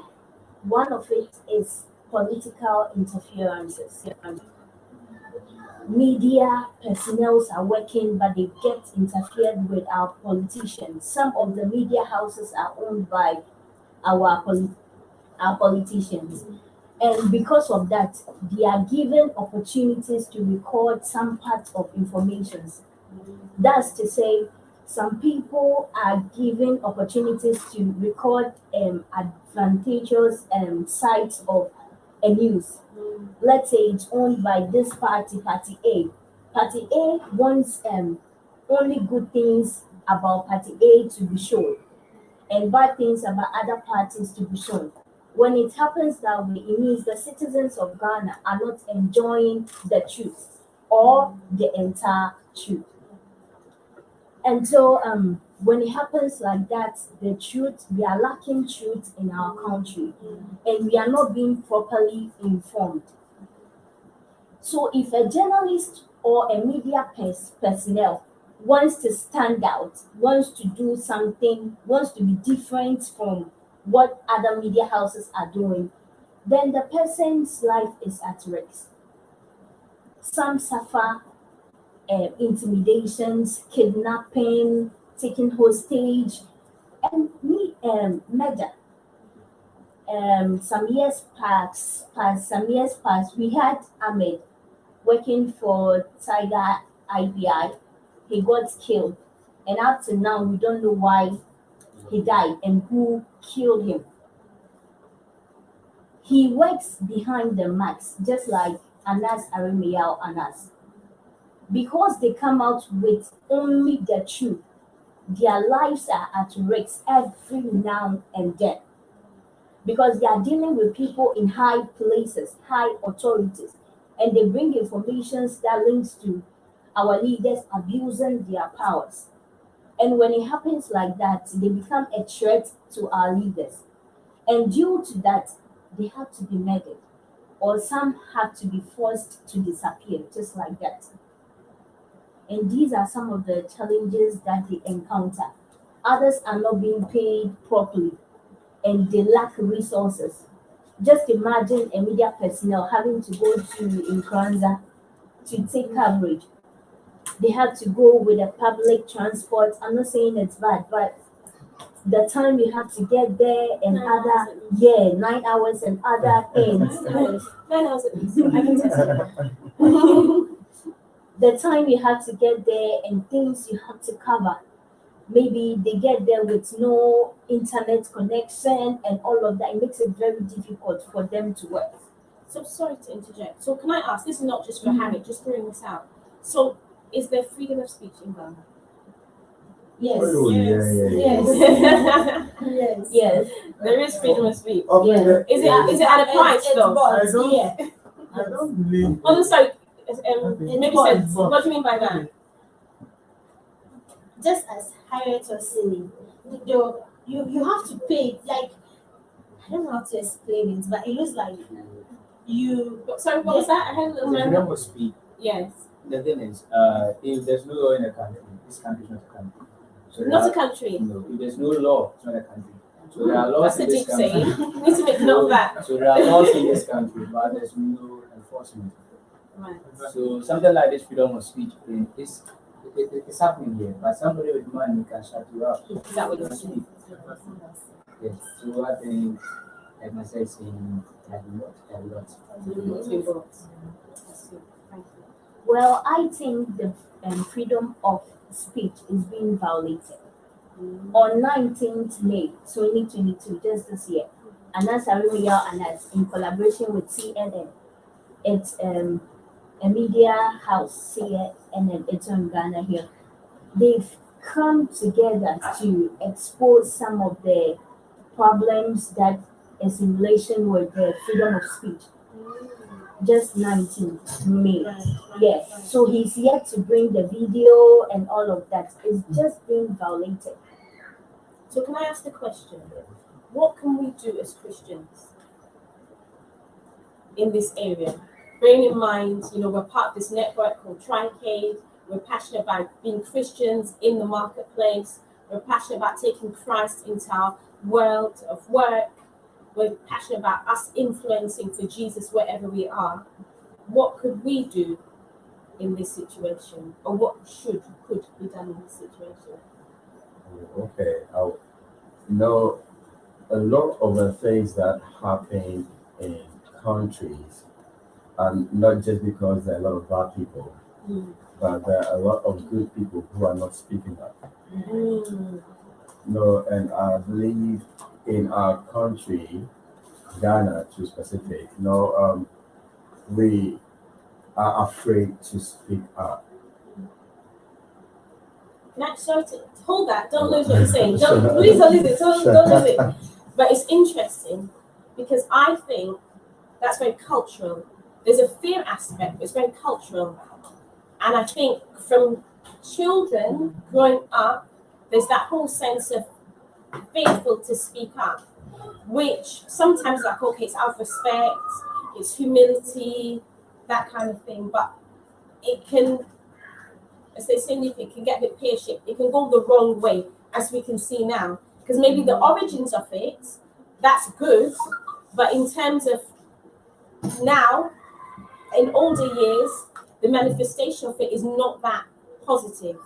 Because, okay, don't want to speak up when you're a child, because maybe you think you're being respectful. But now, if the nation is in our hands, and we're ruling the nation, and we're making key decisions, that sense of not wanting to speak up, it can't cut it anymore. As they say, it doesn't work.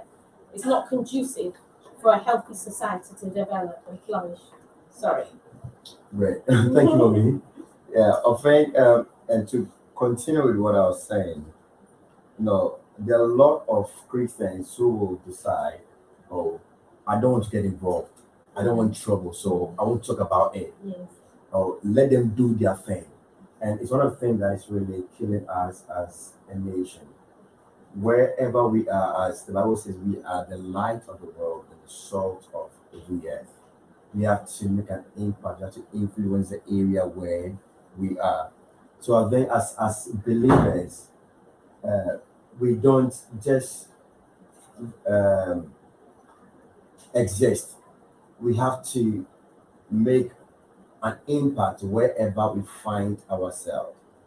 One of the things that I've realized is that we cover up with Christianity, and then we don't push forward. We don't try to hit the mark in life. So we see a lot of people at the top who are really not Christians, but there are Christians who are attending school, who were in the same school or university with them. At the end of the day, where did these Christians pass, or where did they go? So we don't have a lot of them at the top in the name of, I don't want to be a politician, I don't want to be this is not Christians. And then we have people who are not Christians at those levels. And they are the people who are making decisions for us. So for us to speak out becomes very difficult, because those there are not Christians and they will not really agree with what you are saying. So it's time for us to advance ourselves as Christians. Achieve what you can, like keep going. No matter how hard it is, we can get there. It's at the top that you can have a bigger influence over the downs, I would say, in quote. Right. Yeah, so we should yearn to achieve, move to the top, get leadership position, assume leadership positions. School prefects, yeah, I don't like school prefects, yeah. That's basically that we should be to be able to have influence. Otherwise, someone will be there and will shut us up. It's true. Yeah, It's true. We vie away from that. We don't want exactly. to. But go on. I also Thank think you.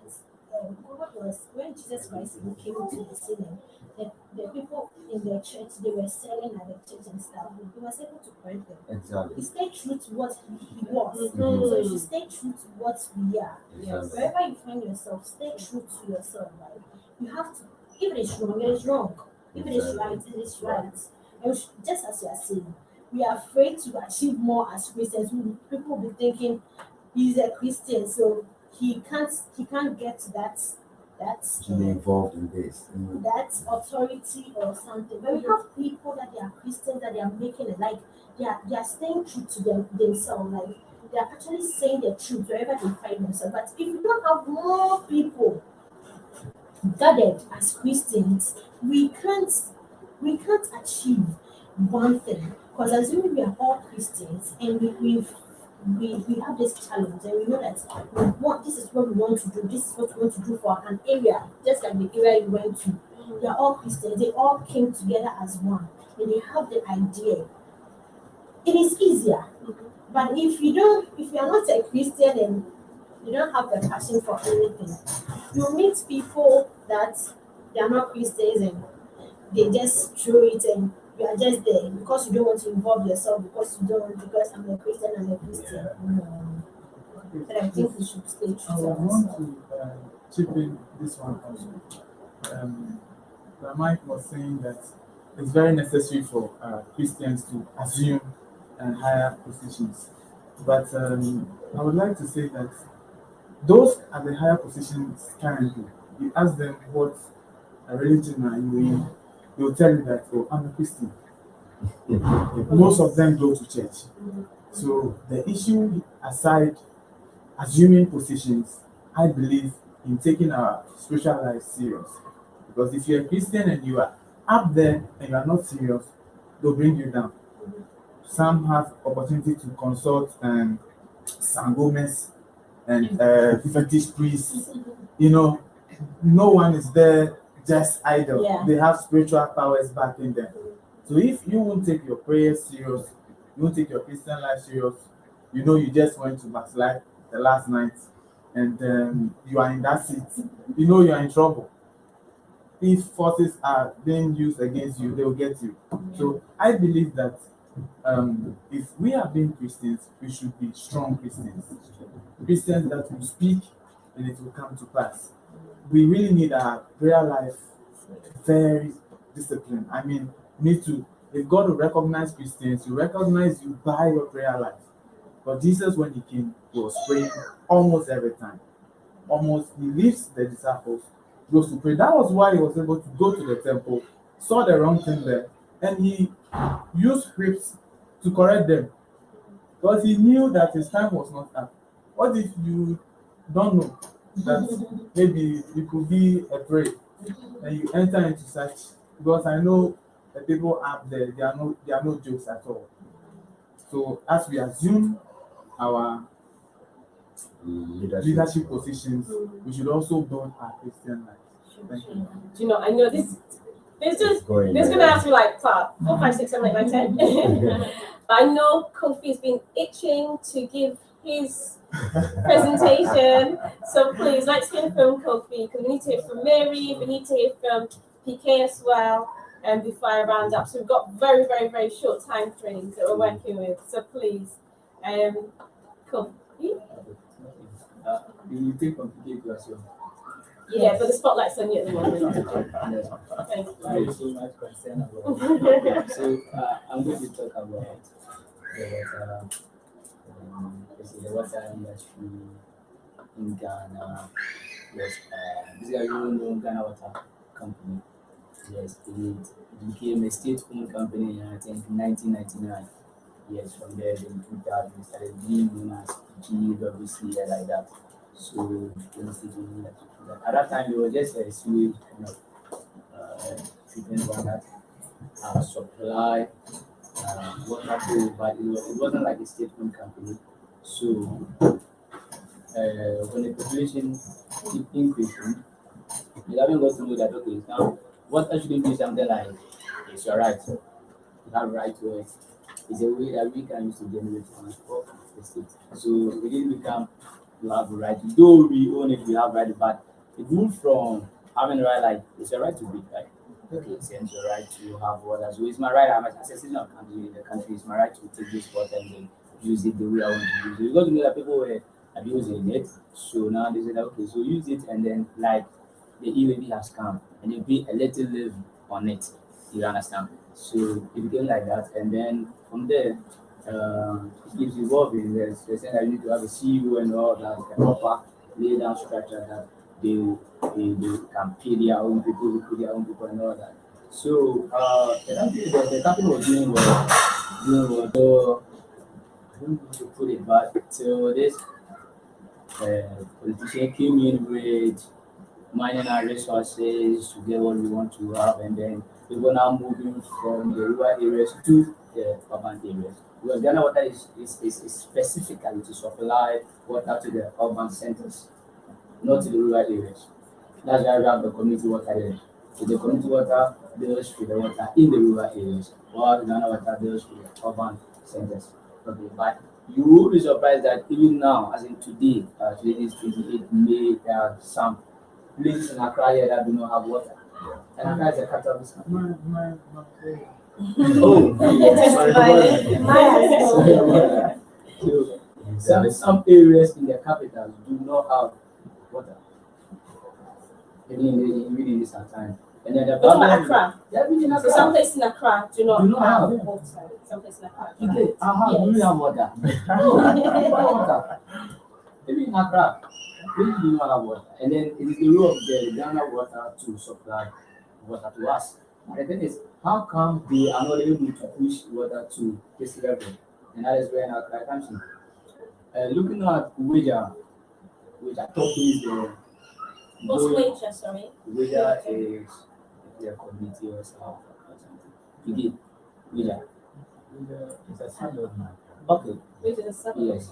Yes, on the way Kaswa stretch. Okay. Top is where Ghana Water. Along by the river. Along my level, it's up here. Almost to Malam Junction. This is Malam Just the Junction. church premise. Okay. So the top is we have this down that supply water to there doesn't supply to Kufa this level. Yeah, Kufa to take is from pump. The water really the pump. Yeah, that one is I think the cleanest water that we have now in Ghana. Oh, Yeah, we doesn't use much chemicals to treat it.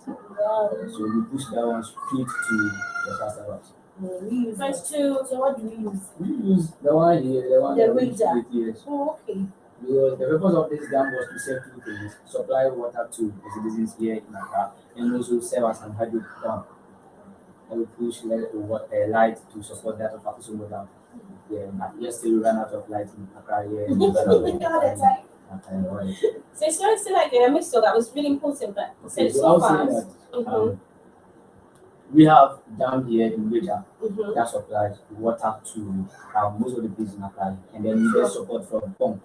The pump is like in the eastern region, and Right. then the pump is the cleanest water that we have now in Ghana. So, because it's cleaner because we use the less chemicals there to treat the water. Sure. It serves some part of the eastern region, but when it comes to Accra, it moves straight. Oh, So, nice. so they do not run out of water. Yes. Yeah, that's why doesn't run out of water. We always have we have booster stations around. We'll go there with our And I think the Konyako plant also do supply water here. That plant is one of the massive plants that we have here in Ghana.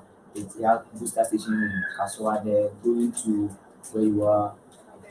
Yes, we have a booster station there that supplies. So Konyako pump to that booster station and pushes it down to Accra here. Okay, so the settlement around where we get our water resources. When we're talking about water resources, talking about the dam, the rivers, those ones there. Most of the time, the rivers that we dam so that we can get water enough to treat and then push to us. Now, this settlement around the upstream of the water that we have here. Okay, and so when they come around, people come around, we need to allow them to settle there. But according to the laws of this country, nobody's supposed to be in the buffer zones. Buffer zones, please Yes. explain that. Okay, so with the buffer zones around our water resources, it's like okay, we have like 10 feet, nobody should build around that area. Nobody should do farming work around that area. Right. Okay, so that no chemicals will be introduced into the water so that we can have clean water to share. Because the chemicals to buy alone is really talking about the hydrogen gas alone that we buy to treat. Yes, it's very expensive. So, but yes, the EPA will give permit for people to come and stay around our water body. EPA, yes. EPA will give permit down. They will even come to the new site around there, write their own telephone number there, stop work, and they put down their own telephone, the person that came to write it to. So you call the person and say that bring something small so that we can work. The laws are there, but there's nobody enforcing it. So now people will be there when you come, the structure is there, you don't have right to collapse it, you can't. So now they will be there and then they will put their waste upstream, and then when they use the washroom and all that, they flush it. Black water, the grey water, all of them goes down, seep through down to the, and then comes to our plant. So Right, hold on this. So just listening, sorry, if you can see his face, is like I want to keep talking about his dog with he's in his floor, you can tell. You know, this is his subject. But I'm just listening to what you're saying. That there's so many cries coming out. The cry of like the corruption, poor infrastructure, the cry of negligence in terms of not enforcing, just integrity as well, in terms of being willing to pollute the water stream and making it grey, etc., etc. There's so many cries, and yeah, go on. So Before we had the coming from the ash people, we don't handle it. So coming from the ash people, we need to buy a lot of chemicals to treat them. Usually we need just like a ton of, let's say, for example, a ton of aluminum sulfide to treat it and then put a little of, let's say, 2.4% of calcium hydrogen sulfide to be in the thing. Yes, hydrogen residual chlorine to be in the pipeline so that, let's say, in a way, a car has passed where that you need to pass, and then it has broken a pipeline, and then death or debris has entered. The residual chlorine in the water should be able to solve that one before coming to you. So the water will come to you and it is still safe. You can still drink it from it. Okay. So now we need to buy more chlorine gas to be able to treat the water. Okay. And here is the case, a state-owned company. So at the end of it, you need to render account to the state. Okay. So they try to increase their bill, and then some will try and then bypass the bill, take the water for free. So for us to supply water to the whole of Accra, a little part of Accra that has gotten the water is not being loyal to the money that they need to pay. And then when we send our workers to go around and okay, let's say you are not being indicator again, my man has to hear the meter readings will come. And then when they will come, they will read under the figure there. right. Then they ask you that, oh, pay this one. I was in church the other day and I heard a lady complaining about it that a certain meter reader came there, and then the guy was like, you are owing 300, but pay 150. And then we go there and pay because this bill came when you guys were not here. So we can go and then clear it off and then okay, fine. So she paid 150. And then another new meter reader came and it's like, we can pay 100 and then we went. And they said, but the other guy gave me Ghana water receipt. We have it here. We cannot talk to them. You see, take it. And that's the problem that's happening. So they are not getting the revenue that the company should have to buy the infrastructure that we need to buy to extend. So it's like a vicious cycle in a way. Vicious cycle in the sense that they're not paying what they should pay. When they don't pay, help me out with this vicious cycle. They're not paying. Because of that, they lack the resources to buy the chemicals to do the treatment. And because of that, then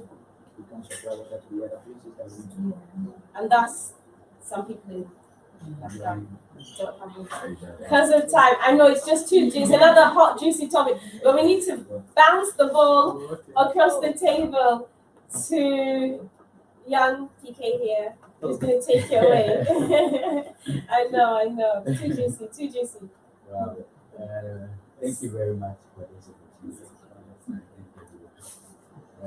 I'm going to talk about the challenges of having a business in Ghana and how you'll be able to find loans and means to solve those problems. Indeed, Ghana has been ranked one of the best places in doing business for the past 2 years. And because of that, a lot of investors are trooping in.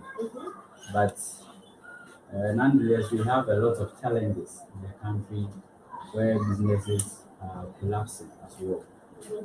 And some of these challenges, there are a lot of them, a lot of challenges that businesses are facing in our country. But I'm going to talk about a few of them. The first one I'll talk about is the unstable power. Yeah, unstable electricity. Because we have,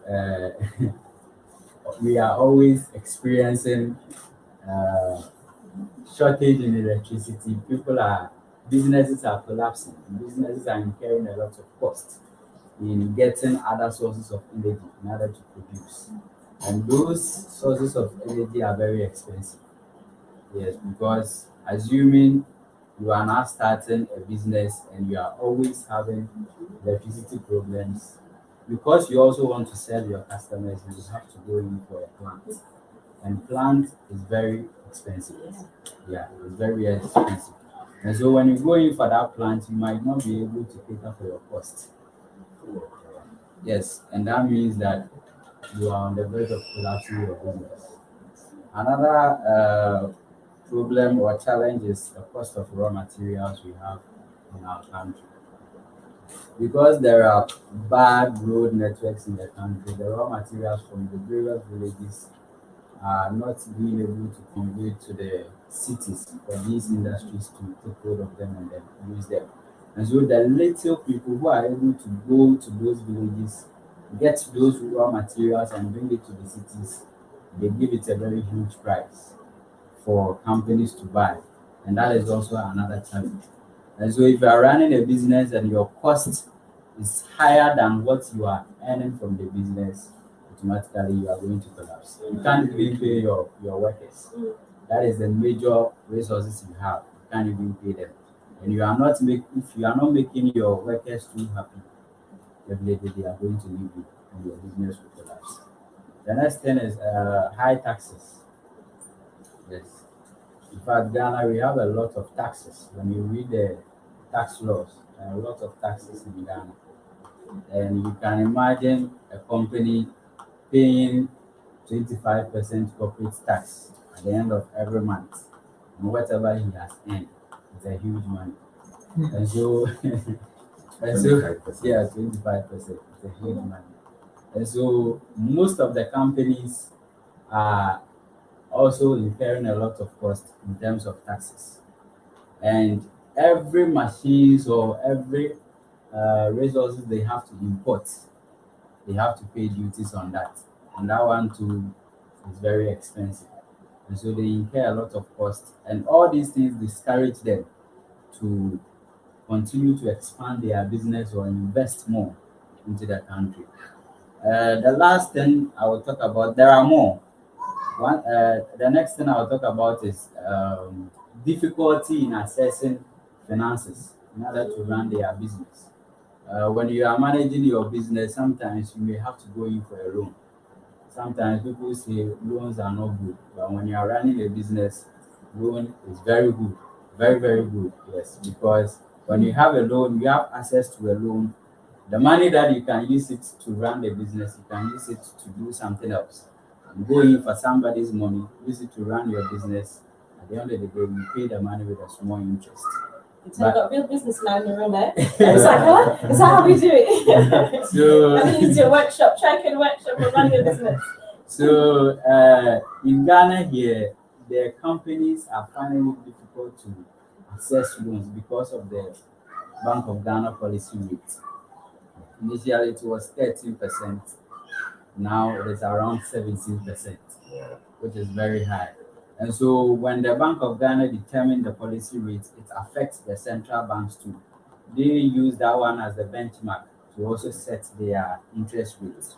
Yes. So If the Bank of Ghana is charging 17%, you can imagine how much the central banks will also charge you when you go in for a loan.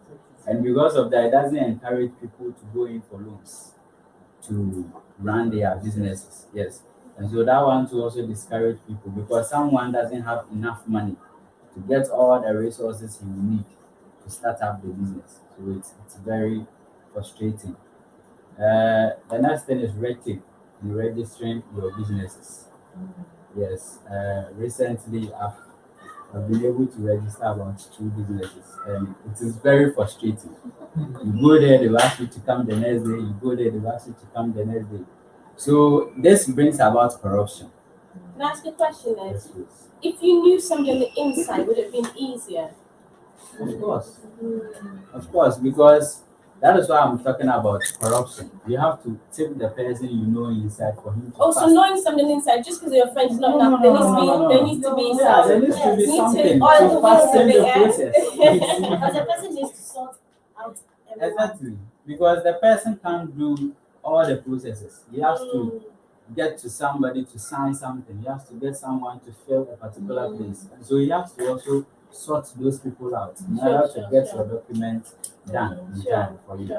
So you have to give the person something, and that brings about corruption. Yes, so corruption is another challenge that businesses are facing in Ghana. Because when you are going to register your business, you see now it has become a norm.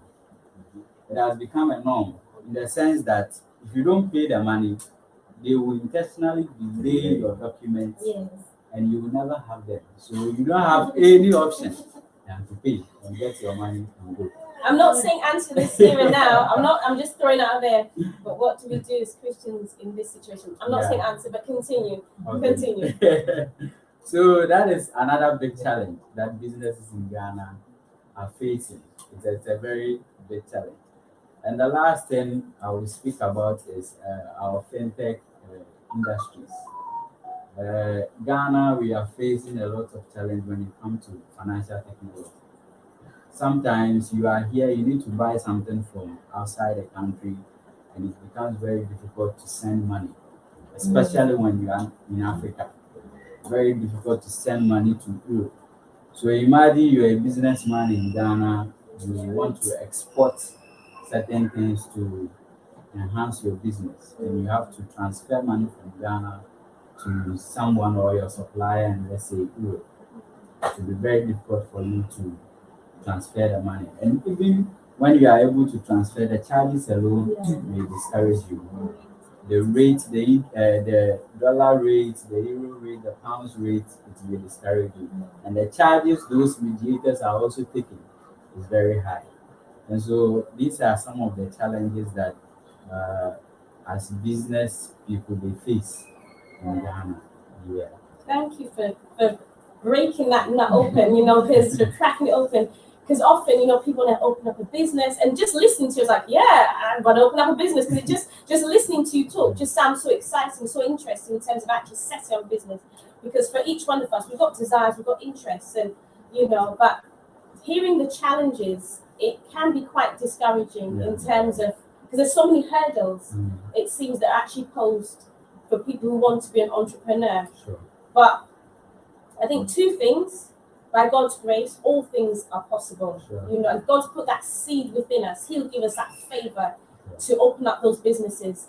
And even when we have got that business, after we've opened it up, just in terms of interacting with the people, our suppliers, our contractors, God will position us in such a way, I'll touch on this again shortly, but just in the way in which we conduct ourselves, the way in which we comport ourselves when we're out there in the marketplace, that will be a testimony unto the Lord, that they'll say, hey, that businessman, I just want to deal with him because he's different. The way in which he does his transactions, the way in which he deals with me, the way in which he uses wisdom in situations, he's the man I want to deal with. And that's when we commit to being a man or woman of God on the ground in the marketplace. So thank you, sir. Thank you. Okay, finally, we're going to hear from Mary. I know time is well spent. Please forgive me because of the time. So if you are with us online, do bear with us. We're going to finish around about 12:30. So if you could just fasten your seatbelts and just hold on a little longer, we've got some more interesting crimes to hear about. But we're not just talking about crimes, we're also talking about solutions. So please stay there, hang on with us. Go ahead, Mary, over to you. Thank you. My name is Mary. And I'm supposed to talk on the community as well, but maybe say that. So I'll just say something, or I'll just add up to it. But I'll be looking more into community development. So while she was speaking, she just said that she did mention some challenges in our community. She said unemployment, she said poor drainages. And at the point, especially with the poor drainage system, sorry, she said, people's houses were flooded and all that. So I was asking myself, who caused that? Because we all the time we see the government trying to, well, how do we call it? Drain and this lagoon and all that. The government is in his house. You live in that community. Who has been dumping refuse in there? So we cause, the problems that we are facing. We add to it. Hold on a second. So you say it's our fault? We are part. So we play a part. So it's not just the government part. No. Okay. Because Sorry? The junkie guys. The junkie? We have some guys who get themselves to drugs. Ah, the junkies. They don't Sure. have any other thing to we are mainly Right. mainly move with because the see we have people with this mindset, and I always say that these people are unpatriotic. I have paid taxes, and these taxes are to pay government officials or workers. So I dump refuse here because these taxes are going to pay someone who works with the Zoom line to clean my mess up. You get it? Yeah. So who is causing the bigger problem? It is our fault. You see, when it comes to community development, for instance, I have had opportunity to interact with my district assembly for the past 2 years because I identify certain problems and hoping that they help me solve it. But one thing is, when you are individual and then you identify something about some people within the community and then you report them, the first thing that comes in mind is that you hate them. You get it. So when you go to the district assembly and you file a complaint, you are alone. Some even think that you have issues with them, and that is why. But when it comes to development, we don't fight people, we fight problems, the issues. You get it. So you just said that drainage system problem and all that. There is flooding because you see people building waterways. The moment you see something about it, I have permit. And with my experience with the assembly, when you have permit, it means that monetization has been done, monitoring, evaluation, whatever has been done. So you have every right to build that structure.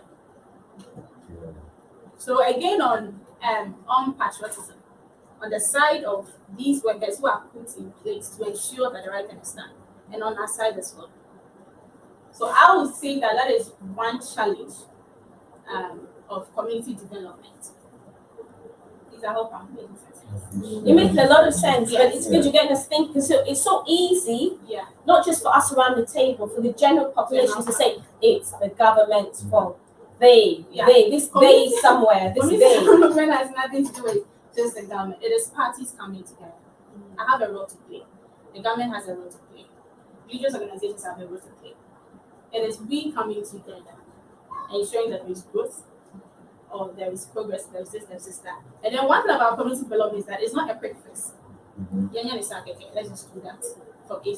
Say again. I spoke in Please say again. I want to hear it. Like a quick fix. Like, you just want to do something, then you go like you've done something, so there's development, then move from A to C. Then you get to C, and when you want to do from C to D, you realize that there's something wrong there. So let's work, especially when it comes to constructing roads and all that. Then you move coming back. You get it. So with community development, it is everyone playing a role in it. And then there is one challenge too, I'll say inadequate funds when it comes to development, community development. The government, despite the development aids, the grants, the revenue and taxes and all that they can generate, the government still cannot work alone. We need to help. We need to help them. We have our responsibilities to pay taxes to support them. The fact that you have paid taxes doesn't mean that you have nothing else to do. You live in that society. You get it. When there was flooding in these areas, it did not affect any minister. It did not affect even a district chief executive. Because mostly they don't even live within the districts they are overseeing. So if something is going wrong and you see that because I've paid taxes, then you shift the blame to the government. You are supposed to do this, do this, do that. Then who will end up facing the consequences? We. So we need to contribute our quota in a way. We've paid our taxes, it's a good thing. But if you identify something in your community, recently I had issues with road encroachment.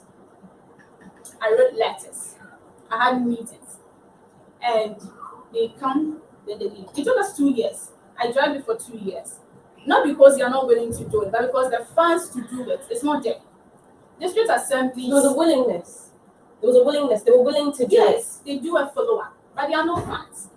Because my district, for instance, is a young district. It was just recently created. So sorry to jump in there. So it's possible for us, if we have an issue, we can actually take, there are people we can take these issues to. Of course. Because a lot of the time people think, well, it's a hopeless case. I'm not even going to bother to find out because it's just going to be, as they say in my country, a buff case. Nothing's going to come of it. So there are people who are there that we can speak to if we have challenges. Yeah, they are there. But it's up to how you approach it. I mean, you don't just go and make a report and complain, leave it, expecting that they just do a follow-up for you. Because there are a lot of issues. So mine is, as I was saying, it's a young district. And unfortunately for my district, you know, when you look at the metropolitan and those demarcations and all that, the district, municipal and all that, I think a district is supposed to be 50,000 or so population size. My district is receiving benefits on the district level, or receiving grants, no, we don't get grants because we're on the district level. So our revenue that I've been given is on the district level. But our population size goes beyond 300,000. So we even qualify by population size as a metropolitan. So if you are taking issues to them and you're expecting that they will have the funds to execute whatever they're supposed to do, then you'll be there till 10.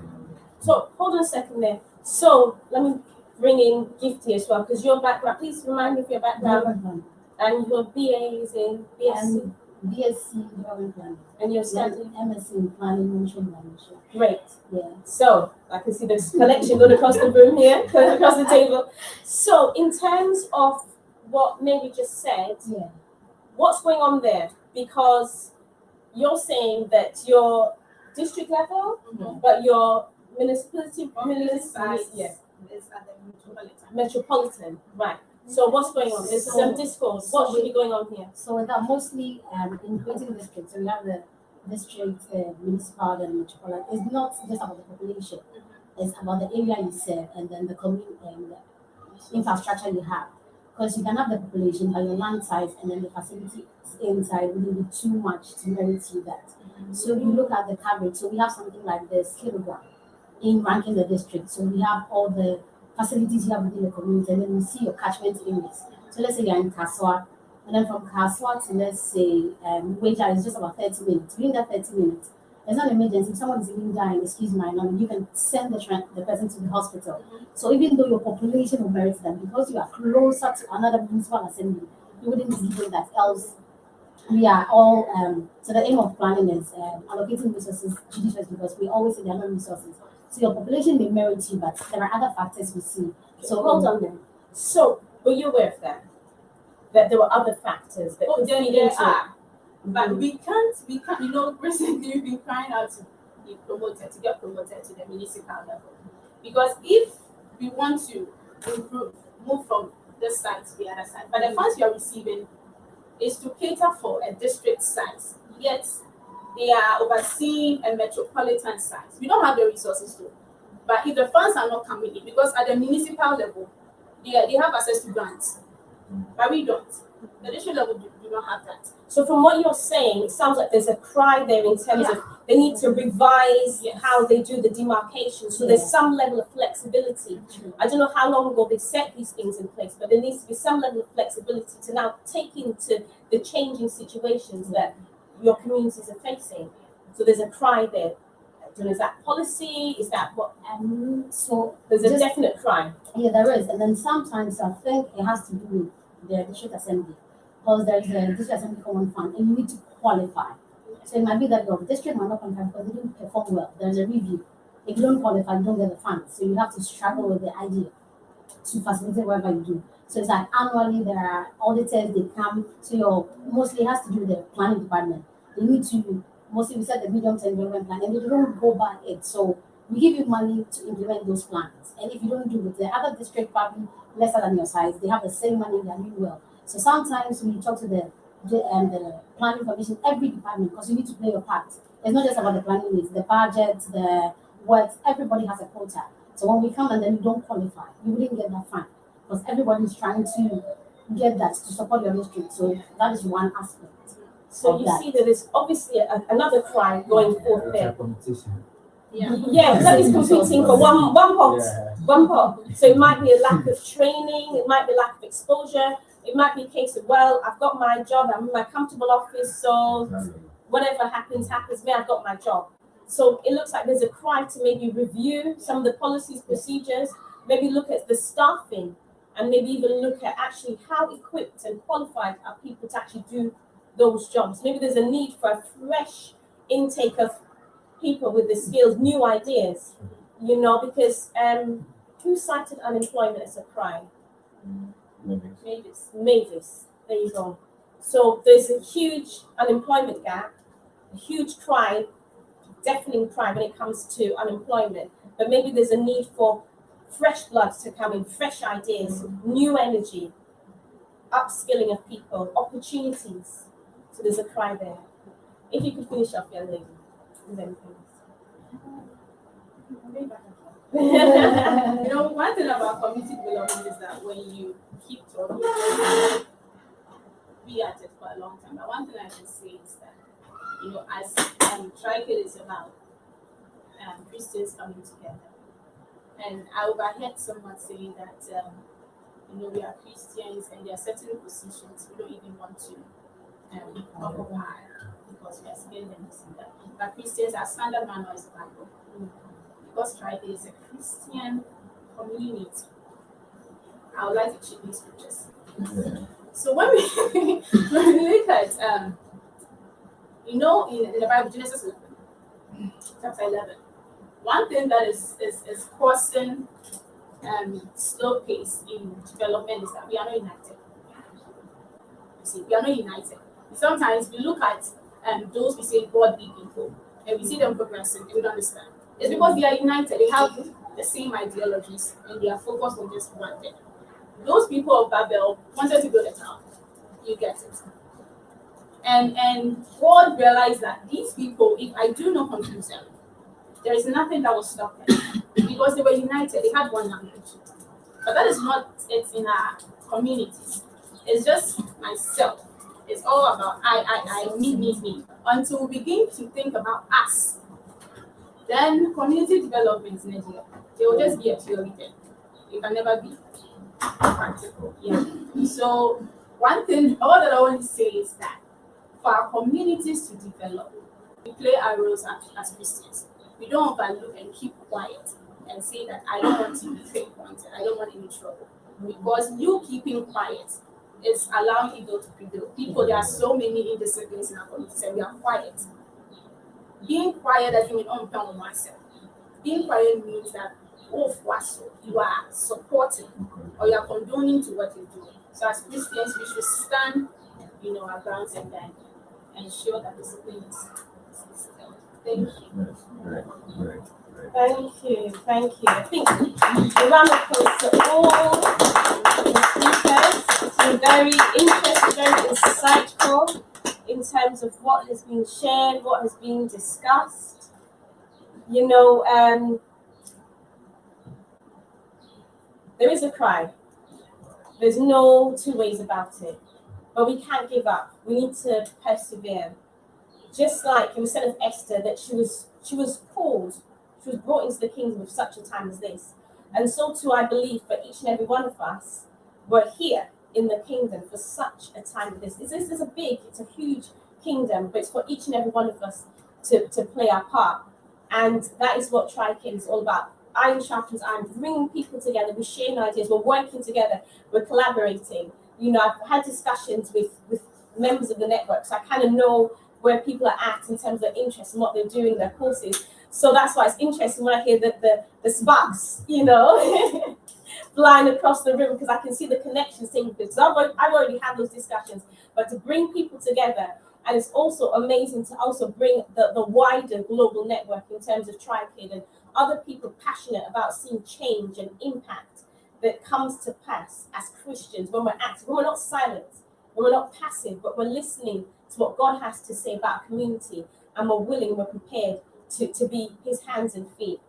You know, so there are two key scriptures when it comes to Tricaid. I'm just going to round off now. And Micah chapter 6, verse 8. And it's talking about, what does the Lord require for you? What does the Lord require for us as Christians out there in the marketplace, out there willing to be active for the Lord, out there to be channels of God's unity, peace, blessing, change.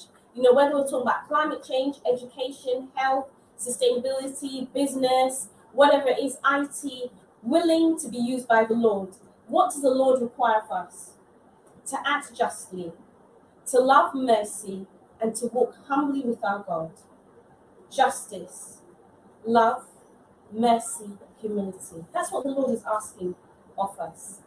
You know, and there's another beautiful scripture that Mary shared the other day, and I thought, yes, this is just so Tricaid. You know, Jeremiah 29, verse 7. Also seek the peace and prosperity of the city which I have carried you into exile. The Lord has carried us somewhere, whether we're in Ghana now, whether we're in UK, America, wherever we are, the Lord has carried us there. But we're to seek the peace and prosperity of that city. We're to have the interest of that nation, that country in our hearts, in our minds. That job, wherever we are, not just to be there, get money, build a house, buy an air ticket, go over a train, go America, England, go Disneyland, whatever it is, sun yourself on the beach in the seashells, wherever you are. It's for us to be Jesus on the job, yeah? To have a heart for that community. Also seek the peace and prosperity of the city to which I've carried you into exile. Pray to the Lord for it, because if it prospers, you too will prosper. The key to our prosperity. Seek ye first the kingdom of God and his righteousness, and all other things will follow after. You know, so in closing, I love this man. You're thinking I'm talking about a husband. I love him. But no, I'm talking about Nehemiah in the Bible. Nehemiah was led by the Spirit. He was prayer-led in everything that he did. And Nehemiah, he built the city walls. There was a need for him to rebuild that which was destroyed, that which was broken down. And so too we go out to rebuild that which is broken down in communities, in lives, in businesses, in societies. We're called to do that. And it's great to just take a moment just to look at Nehemiah's life. You know, he was prayer-led. The experiences he learned from working with the king, he took those now, what he learned in the marketplace, he now took to rebuild the wall. But I also believe that what he learned in terms of him being a man of God, he took that into the marketplace. We need to be willing, able, and ready to take the lessons that we've learned in the house of God into the marketplace, and vice versa. In doing what he did, you know, sometimes we think, well, I'm doing God's will, I'm out there in the workplace, there's not going to be any opposition. There will be opposition, whether it's externally or internally. Ask Nehemiah, he faced it. He attracted opposition. But I love, I think Navy said it, yes. We need to stay true to who we are. You know, I was just writing so many amazing nuggets that all of you shared. Stay true to who we are. Stay true to who we are as Christians. We will attract the opposition, the challenges. People understand where we're coming from. Why we won't bow to the system of this world. But no, we're there to honor God, seeking first his kingdom. Opposition will come, but we look to Jesus, the author and finisher of our faith. As Mary rightly said, you know, there's that need for us to come together, to work together, Look at the Tower of Babel. There was nothing that was withheld from them because there was that sense of unity, not vying against each other, but us coming together. And that's what this network is literally all about, bringing people together to empower them to be Christ in the workplace, to empower people to go out and bring communities together, to see healing, restoration to communities, to lives, to be Jesus on the job, wherever he has placed us. You know, I know you mentioned about IT being the backbone of today's digital business, Samuel, but I believe that us as Christians, we're the backbone of any society, any community, as long as we're submitted and subjected to Christ. So God bless you all. Thank you so much.